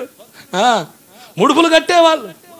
సంవత్సరం ఒకసారి బయట తీసి ఆయన గడ్డం గీసి స్నానం చేయించి గోర్లు కత్తిరించి శుభ్రం చేసి చూడండి చూడండి చూడండి మా అయ్యని చూడండి అని చూడగానే అయ్యా అమ్మ బాబో పరలోకం వెళ్ళిపోయాను బాబా అయ్యి బాబోయ్ అని భక్తులు ముచ్చట పడిపోయారు.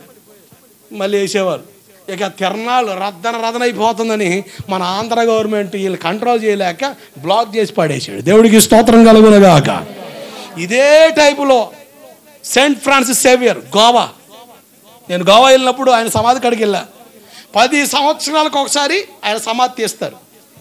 తీసి గడ్డం గీసి శుభ్రంగా స్నానం చేయించి ఆ ఒక్కరోజు కొరకు ప్రపంచ నలుమూలలోని జనాలు వస్తారు. గోవా చిన్న రాష్ట్రం మన ఆంధ్ర రాష్ట్రం మూల ఉంటుందేమో. ఆ చిన్న రాష్ట్రంలో అంత జనాన్ని కంట్రోల్ చేయడానికి దాదాపు 20 రోజులు పట్టుద్ది. ఎస్కే రాళ్ళరండి చూడడానికి. తిరణాలే తెక్కలోడు తిరణాలకి వెళ్తే ఆడే పుట్టింది సామెత. దేవుడికి స్తోత్రం కలుగునగాక. నెట్టే దైవ దర్శనం అయిపోయింది. ఇక్కడ దూరదర్శనం. ఇంటికి వచ్చిన తర్వాత దూరదర్శనమే దైవ దర్శనం అయిపోయింది మన దరిద్రానికి. జాగ్రత్తనండి. దేవుని స్థానాన్ని ఎవ్వరు దొంగలించడానికి లేదు. ఆమేన్. కొంతమంది ఉంటారు డామును కాలు మీద పడుతుంటే అసలు ఒప్పుకోను. వాక్యం తెలుసు, వాక్యం తెలిసి దాన్ని ప్రోత్సహించేది లేదు, అసలు మాట్లాడే పని లేదు. పక్కపో మన కావూరు నుంచి ఒక ఫ్యామిలీ వచ్చారు. పాపం 3 నెలలు భలే తిప్పలు పడుతున్నారు వాళ్ళు. ఒక అతను చెప్పాడు, గోవిందపురంలో పాస్టర్ గారు ఉన్నాడు వెళ్దామంటే, గోవిందపురం అంత పోటుగాడు ఉన్నాడా అనుకున్నాడట. ఎవరు అంత పోటుగాడు ఉన్నాడా? లేడులే అని 2 నెలలు కాలం గడిపాడు. ఇటు తిప్పాడు, అడు తిప్పాడు, ఇటు తిప్పాడు, అడితే కుదరలే. మొత్తానికి అతగాడే స్వయంగా కారు వేసుకొని ఎక్కించుకొని తీసుకొచ్చాడు. ఇక ఈయనకి నమ్మకాన్ని పుట్టడానికి ఏమైంది అంటే, గోవిందపురం వెళ్తామని కానీ ఆమెలో భయం. అమ్మో నేను రాను. వెళ్దాం అంటే వీడు నేను రానట్టదా. మొత్తానికి ఆమె ఒప్పుకొని తీసుకొచ్చారు. ఇక ఆ మెట్లు దిగితే వెనకపోతుంది మనిషి. పట్టుకోండి అన్న, అటు చూస్తాడు, పట్టుకోయి బాబు పడేటట్టు ఉంది అని పట్టుకొచ్చాడు. డాములకి చర్చలు పడిపో. అయ్యా ఎంత పోటుగాడు ఉన్నాడు అనుకోలేదయ్యా. ఏడ పోటుగాడు ఎవడు లేడయ్యా, అంత పోటుగాడే. దేవుడికి స్తోత్రం కడుగు కాక. అంత పోటు పడడం ఏడ, ఏం పోటు పొడిచేది ఏం లేదు ఏడ. పెద్ద పోటుగాడు ఆడ ఉంటాడు ఏడ. పోటుగాడు నీటిగాడు ఆకాశమందున్న దేవుడు. దేవుడికి స్తోత్రం కలుగును గాక. వాళ్ళ ఇంటికి వెళ్ళగానే ఆమె డామును కాళ్ళ మీద పడుతుంది. అమ్మో ఈ వ్యవహారాలు చేయక. దేవుడే మాదేమని చెప్పండి, మనుషులమండి, మట్టి. విశ్వాసులను బట్టి మేము గర్విస్తే అదో పాతాళం తొక్కేస్తాడు దేవుడు. ఎక్కడ తొక్కేస్తాడు? ఒక ఆయన ఉన్నాడు, ఇప్పుడు దేవుడు అవతారం ఎత్తేసాడు. ఆయన ప్రార్థన చేస్తే వర్షం ఆగిపోయేది. ఆయన ప్రార్థన చేస్తే ఆయన పేరు దేవుడి పేరుగా మార్చి ఆరాధన చేస్తారు. కమ్మరపాలెంలో కూడా ఉన్నారు ఆయన భక్తులు. కమ్మరపాలెంలో కూడా ఉన్నారు భక్తులు. భగవాన్ ఆయన పాస్టర్ గారు ఒక చోట వర్షం ఆపేశాడు. అందరు ఆర్పాటం చేస్తారు అబ్బా అని. ఎవరు ఆపారో తెలుసా అన్నాడు. ఎవరు ఆపారు? దేవుడు ఆపాడయ్యా. దేవుడురా, వాస్తవే. ఆ దేవుడు ఎవరో? లహరి ముత్తుకృష్ణ. ఎవరు? లహరి ముత్తుకృష్ణ. ఆయన భక్తులు ఎక్కడ కూడా ఉన్నారు. ఎక్కడ? కమ్మరపాలెంలో. మనం పాడుతాం కదా, ఎన్ని తలచినా ఏది జరిగినా జరిగేది నీ చిత్తమే ప్రభువా, జరిగేది. అంత నీరసంగా పాడుతున్నారు ఏంది? నీ తోడు లేక, నీ ప్రేమ లేక ఇలాలో నాయే ప్రాణి నిలువలేదు. నీ తోడు లేక, నీ ప్రేమ లేక ఇలాలో నాయే ప్రాణి నిలువలేదు.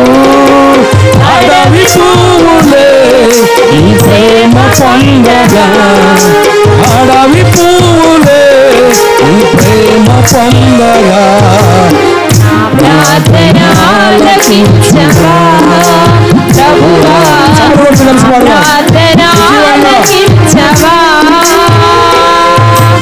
ఎన్ని తలచినా ఏది అడిగినా జరిగేది నీ చిత్తమే ప్రభువా, జరిగేది నీ చిత్తమే. నీ వాక్కుకై వేచి ఉంటిని, నా ప్రార్థన ఆలకించవా ప్రభువా, నా ప్రార్థన ఆలకించవా. ఆపదలో నన్ను వెన్నంటి ఉన్నా నా కాపరి నీవై నన్ను ఆదుకొంటివి. ఆపదలో నన్ను వెన్నంటి ఉన్నా నా కాపరి నీవై నన్ను ఆదుకొంటివి.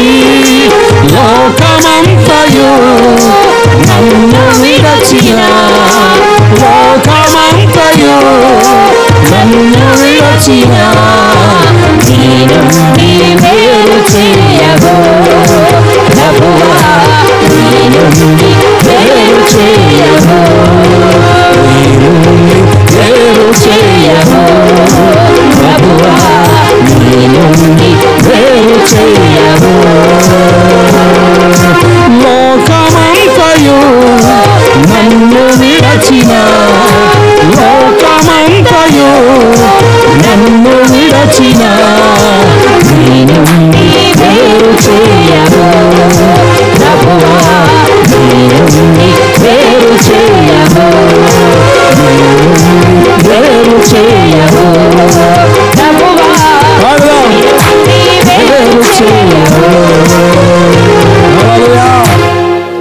నేను భీమవరంలో సేవ చేస్తున్నప్పుడు ఒక గల్లీలో పాట వినబడుతుంది. అరే చాలాసార్లు ఇటు వెళ్ళాను, ఇప్పుడు కూడా ఇక్కడ ప్రార్థన పెట్టలేదే, ఇంట్లో ప్రార్థన ఏమైనా పెడుతున్నారని చూస్తే చాలామంది ఉన్నారు. వాళ్ళు ఈ పాట పాడుతున్నారు. ఎన్ని తలచినా ఏది అడిగినా జరిగేది నీ చిత్తమే, లారీ కృష్ణ జరిగే ఎవరిది లారీ కృష్ణ జరిగేది నీ చిత్తమే, లారీ కృష్ణ. ఎవడని చూస్తే ఒక ఫోటో వేసి వ్యవహారం చేస్తున్నారు. వామ్మో, వీళ్ళ సంగతి నేను చదివా, ఎక్కడ కూడా దాపరించారా అనిపించింది నాకు. దేవుడికి స్తోత్రం కలుగునగాక. రీమిక్స్కి వెళ్ళండి. వాళ్ళు అట్ట పాడితే మన వాళ్ళు ఏమో తగ్గుతున్నారా? మరి దారుణం. మీరు యూట్యూబుల్లో చిన్న చిన్న క్లిప్పుల్లో చూస్తున్నారుగా, అసలు మరీ ఘోరం అండి. క్రిస్మస్ పండుగ వచ్చింది చాలు, అసలు మస్క చీకటిలో యేసయ్య రాకడలో నీకు మనసైనది దొరుకుతుంది. అబ్బా, అసలు పాటలే లేవు మనకి అంటే. ఎన్ని చక్కని పాటలు ఉన్నాయండి. భక్తులు ఆరాధన చేస్తుంటే దేవుడిచ్చిన అద్భుతమైన పాటలు పాడి ఆరాధన చేస్తుంటే ఎంత అద్భుతంగా ఉన్నాయి. అవి మానేసుకొని ఈ కొరపిల్లలు ఉన్నారంటే అసలు విచిత్రం. ఫోన్లో రింగ్ టోన్లు ఎంత మంచి పాటలు ఉన్నాయి అబ్బాయి. ఒకడు పెట్టాడు మంచి పాతనికి వచ్చే పిల్లోడు, ఏంది ఆకలి ఎత్తే అన్నం పెడతా అలిసెత్తే. అసలు ఏం పాటలు రాయ్యే అంటే క్రైస్తవులు మంచి పాటలు లేవా? ఒక ఆదివారం వస్తే చాలు స్టేటస్లు పెడతాం. మరువనైతిని నీ ప్రేమ మరపురానిది నీ సన్నిధి. ఆదివారం స్టేటస్, సోమవారం వస్తే అబ్బో ఏందిరా అయ్యా, ఈ గ్యాప్లోనే మారిపోయావా నువ్వు? పంది పిల్ల కాత కుందేలు పిల్ల అయిందా, కుందేలు పిల్ల కాత పంది పిల్ల అయిందా అర్థం కాక సత్తనం ఏడా. మీకు దండం పెట్టి చెబుతున్నా, కమ్మని పాటలు ఉన్నాయి, అవి పెట్టండి. కనీసం నీ దరిద్రానికి నీ స్టేటస్ చూసాడు అయ్యాను చూసి దేవుడు మాట్లాంటాడు అయ్యా. అంతేగాని ఒకవాడు పెడతాడు ఈ చదివి సగం సగం ఉద్యోగాలు చేసి మారుకున్నాడు, నా జాబ్ పోయా, నా లైఫ్ పోయా, ఏమి అర్థం కావట్లేదురా బాబా. ఇక్కడికి రా రయ్యా, ఏడకి చర్చిలోకి రా, నీకు అర్థమవుతుంది తెలుగు. ఆడాడో కూర్చొని ఈ స్టేటస్లు పెట్టి మమ్మల్ని చంపుతావు ఎందుకు? వాడు అంటాడు అందరు నేను వాడబడుతున్నా, వాడే కానీ నాకు ఆధారపడేవాడు ఎవడు లేడు. ఎవడు ఉండడో దా దేవుని దగ్గరికి. అసలు వీళ్ళు స్టేటస్ వాళ్ళ సత్తానండి నేనా? అసలు వీళ్ళు తెలిసి పెడతారా తెక్కలోళ్ళ అర్థం కాదు. కొనుక్కోసారి మన వాళ్ళని చూస్తే మళ్ళీ విచిత్రం. ఆదివారం వస్తే చాలు పొద్దున్నే నేను 3 గంటలు వేసి కొంచెం వాక్యం పెడుతుంటా, అప్పుడు వీళ్ళు స్టేటస్లు దొరుకుతాయి. మనసున్న మంచి దేవా. సండే కనుక ఫ్లేవర్ చూపించేస్తారు, మండే ఇక మంటలేక సెగ తగులుతుంది. ఇక మాకు ఎవరు మురిపెత్తున్నావు అయ్యా నాకు అర్థం కాదు. ఎవరు మాయపుచ్చాలని దేవునికి వేస్తున్నావు స్టేటస్. ఇక దండం పెట్టి చెబుతున్నా, ఈ లైవ్లో చూసే వాళ్ళకి, ఇక్కడ ఉన్న పిల్లలకి, ఉంటే ఇటనుండు లేదంటే అటెండ్ సావు, అంతేగాని ఎటు కావని సావక అట చచ్చి మమ్మల్ని చంపక. అసలు ఫోన్ చేయాలని భయం అంటే ఆడ కూర్చొని ఏదో ఈ బలిపేట ఎక్కి ఫోన్ చేస్తే ఒక్కొక్కటి పాట వస్తుంది. ప్రేమలో జారే, అరే ఏం పాటరా అని చూస్తే అది దేవుని పాట కాదు. వారు నాయన దిగాలి ఆడకి, వీడి దరిద్రానికి బలిపీయడం కూడా మనసు ఉండదు. మీకు దండం పెడతాను రయ్యా, మీకు ఫోన్ చేయాలంటే కూడా భయం నాకు సగం. పుసుకుని ఫోన్ చేసేవాను వాడికి చిక్ అంటాడు. వామో పాస్టర్ గారు ఫోన్లో కూడా మంచి పాటలు వస్తున్నాయి అనుకుంటారు వాళ్ళు. వీళ్ళ దరిద్రానికి సగం చావాల్సి వస్తుంది. నన్ను చంపకండి నాయన. అమ్మా, దేవుణ్ణి మెప్పించే భక్తి భావాలు మనకుంటే మన జీవితం ఆశీర్వాదకరంగా ఉంటుంది. హల్లెలూయా. తెలుసో తెలియక చేస్తుంది వేరు, తెలివిగా చేయక తొక్కి నారది ఎత్తాడు. నాకడ మంచి పాట ఉంది, పంపిస్తా కావాలితే తొక్కినారది ఎత్తాడు, ఇంకా నీ తాట తీసి మొదలెత్తాడు.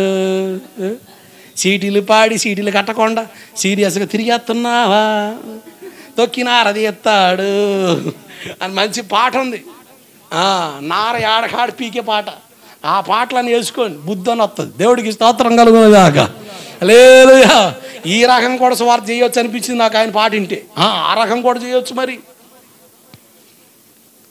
టెక్నాలజీని దేవుని పని కొర వాడటం తప్పేం కాదు. అలాగని పనికి మాల వాటికి వాడి ఆశీర్వాదానికి శాపంగా మార్చుకునే తరంగా మారొద్దని నా బాధ. దేవుడికి స్తోత్రం కలుగునగాక. హల్లెలూయా. ఎందుకే మనిషి దేవుని స్థానాన్ని దొంగలించకూడదు. ఆమె మాలో ఏమి లేదండి. మేము కూడా అటు ఫీల్ అయిపోతామంటే అసలు కొంతమంది సేవకులు తెలియజేస్తారో తెలీదు. చెప్పు, నేను ప్రార్థన చేస్తే ఎట్లుంది నీకు? నేను ప్రార్థన చేస్తే మంట, నేను ప్రార్థన చేస్తే శక్తి దిగిందా, నేను ప్రార్థన చేస్తే అభిషేకం దిగిందా? అయ్యా నువ్వు ప్రార్థన చేస్తేనే, అయ్యా నువ్వు ప్రార్థన చేస్తేనే అని వీళ్ళు చెప్పడం, వాళ్ళు చెప్పించడం. పుత్తం దెయ్యం చెప్పినట్టు. పుత్తం దెయ్యం చెబుతుంది సర్వోన్నతమైన దేవుని దాసులు వీళ్ళు. వాళ్ళకి తెలియదేంది, నువ్వు చెప్పాలా? ఆర్గనైజరు పుత్తం దెయ్యాలు పెట్టుకుంటారు కొంతమంది ఆర్గనైజర్లు. ఈరుడు, సూర్యుడు, ధీరుడు, ఇంకా ఎలక్షన్ నిలబడకూడదు. మనసు ఉన్నోడు, మంచోడు, మనోడు, ఇంకా కలమసం లేనోడు, పిలిస్తే వచ్చేస్తాడు. మరి వాళ్ళ కాడ నిలబడకూడదు, ఓట్లను పడతాయిగా. పుత్తం దెయ్యం పెట్టుకొని ఆర్గనైజ్ చేసిన అసలు మాకేముందని చెప్పడానికి. ఒక ఆయన అడితే ఫోటో అసలు నన్ను చూసి వచ్చేది జనం. అసలు నా ఫోటో అయిపోయిన పర్వాలే, వాళ్ళు వీళ్ళు గోలేదు. ఫోటో ఇవ్వు. ఎక్కడో దాన్ని పట్టుకొని టకీమని తీసి దాన్ని తకమని పెడుతున్నారు. మనం కనబడితే ఏదండి, మనం కనబడితే వచ్చేదేంది? సెలబ్రిటీ సమయం. ఈరోజు సెలబ్రిటీ వస్తుందంటే, ఒక ఓపెనింగ్కి సెలబ్రిటీ వస్తుందంటే అడ్డం పడి వస్తున్నారు జనాలు. అట్ట వస్తున్నారు దేనికి? వాక్యం వినడానిక, బలపడడానిక కాదు, ఆయనతో ఫోటో దిగడానికి. సార్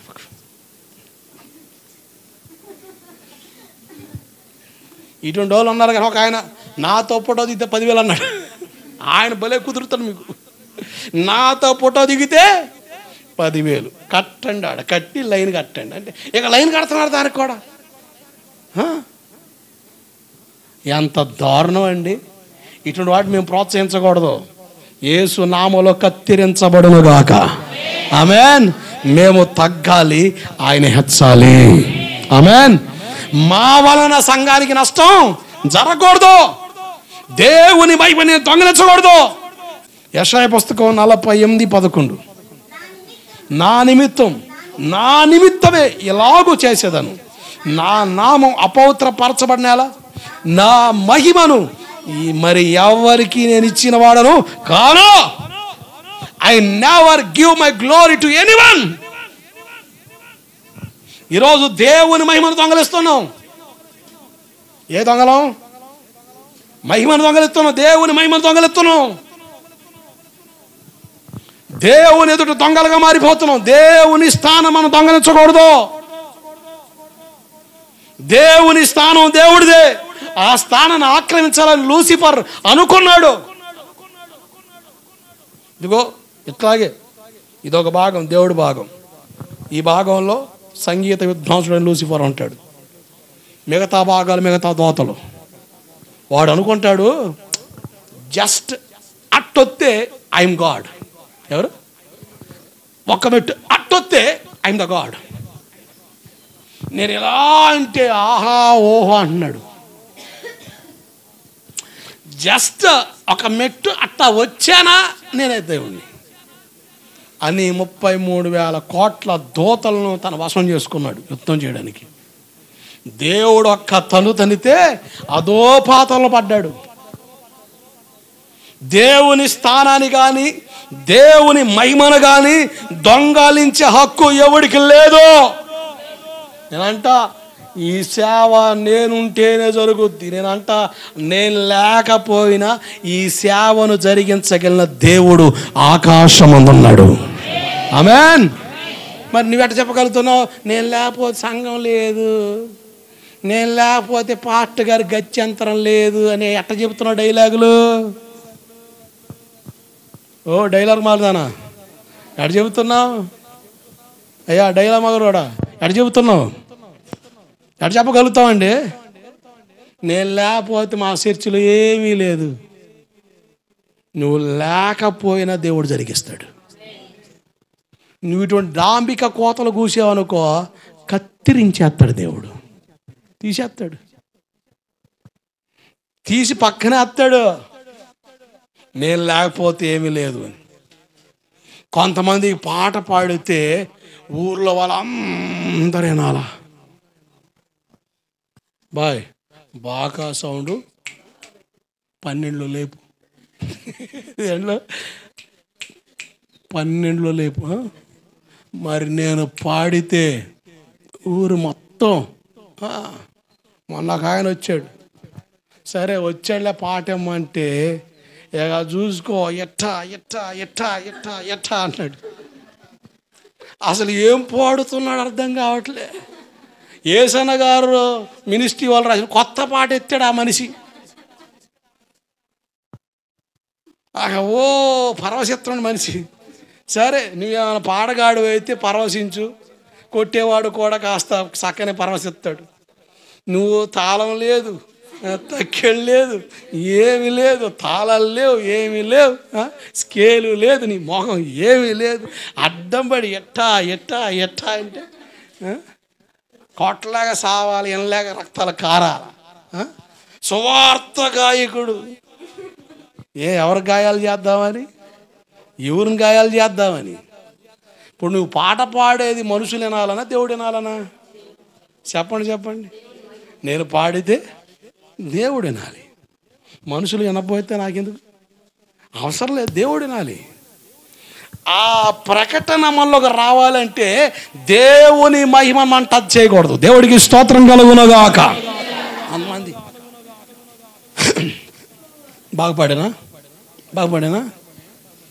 ఓ సిద్ధేనా చూసి వచ్చింది. అసలు నా కాడ ఎన్ని మెలుకలు ఉన్నాయో తెలుసా? సరిగమప దాన్ని సరా, సరిగమప దాన్ని సరా. అబ్బా అబ్బా మామూలు కాదు మళ్ళీ ఈ మనిషి. సరిగమప దాన్ని సరా ఎన్ని పలకెత్తాను నేను. తగిట తోము నేను తోముతాడు రా బాగా, నరకంలో పెట్టి శ్యామ తోమడు తోముతాడు. అసలు గర్వించడానికి అధికారం ఆడుందండి. జాన్ వెస్లీ అన్న తన స్వరాన్ని బట్టి గర్వించాడు, ఒప్పుకున్నాడు ఆ విషయాన్ని. ఒకచోట వాక్యం చెబితే స్వరపేడి పగిలిపోయి రక్తం వచ్చింది. డాక్టర్ గారు మాట్లాడొద్దు అన్నాడు, మాట్లాడితే సత్తవరయ్య అన్నాడు. అయ్యా క్షమించుడు అయ్యా, నేను అంటే అబ్బో మనకంటే ఈరుడు సూర్యుడు ధీరుడు లేదు నేను అనుకుంటుని అయ్యా. అందుకని ఎత్తుకొన్నాడు ఈ పాట. స్తుతి పాడుటకే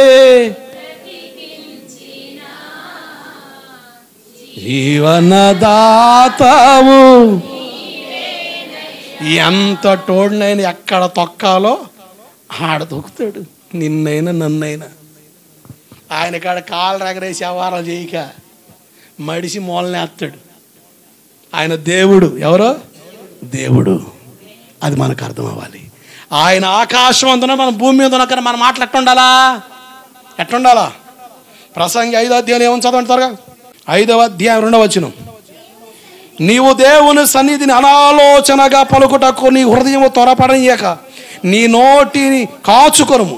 దేవుడు ఆకాశం అందున్నాడు, నువ్వు భూమి మీద ఉన్నావు గనక నీ మాటలో గొప్పగా ఉండాలా, బడాయిగా ఉండాలా? ఎట్లా ఉండాలి?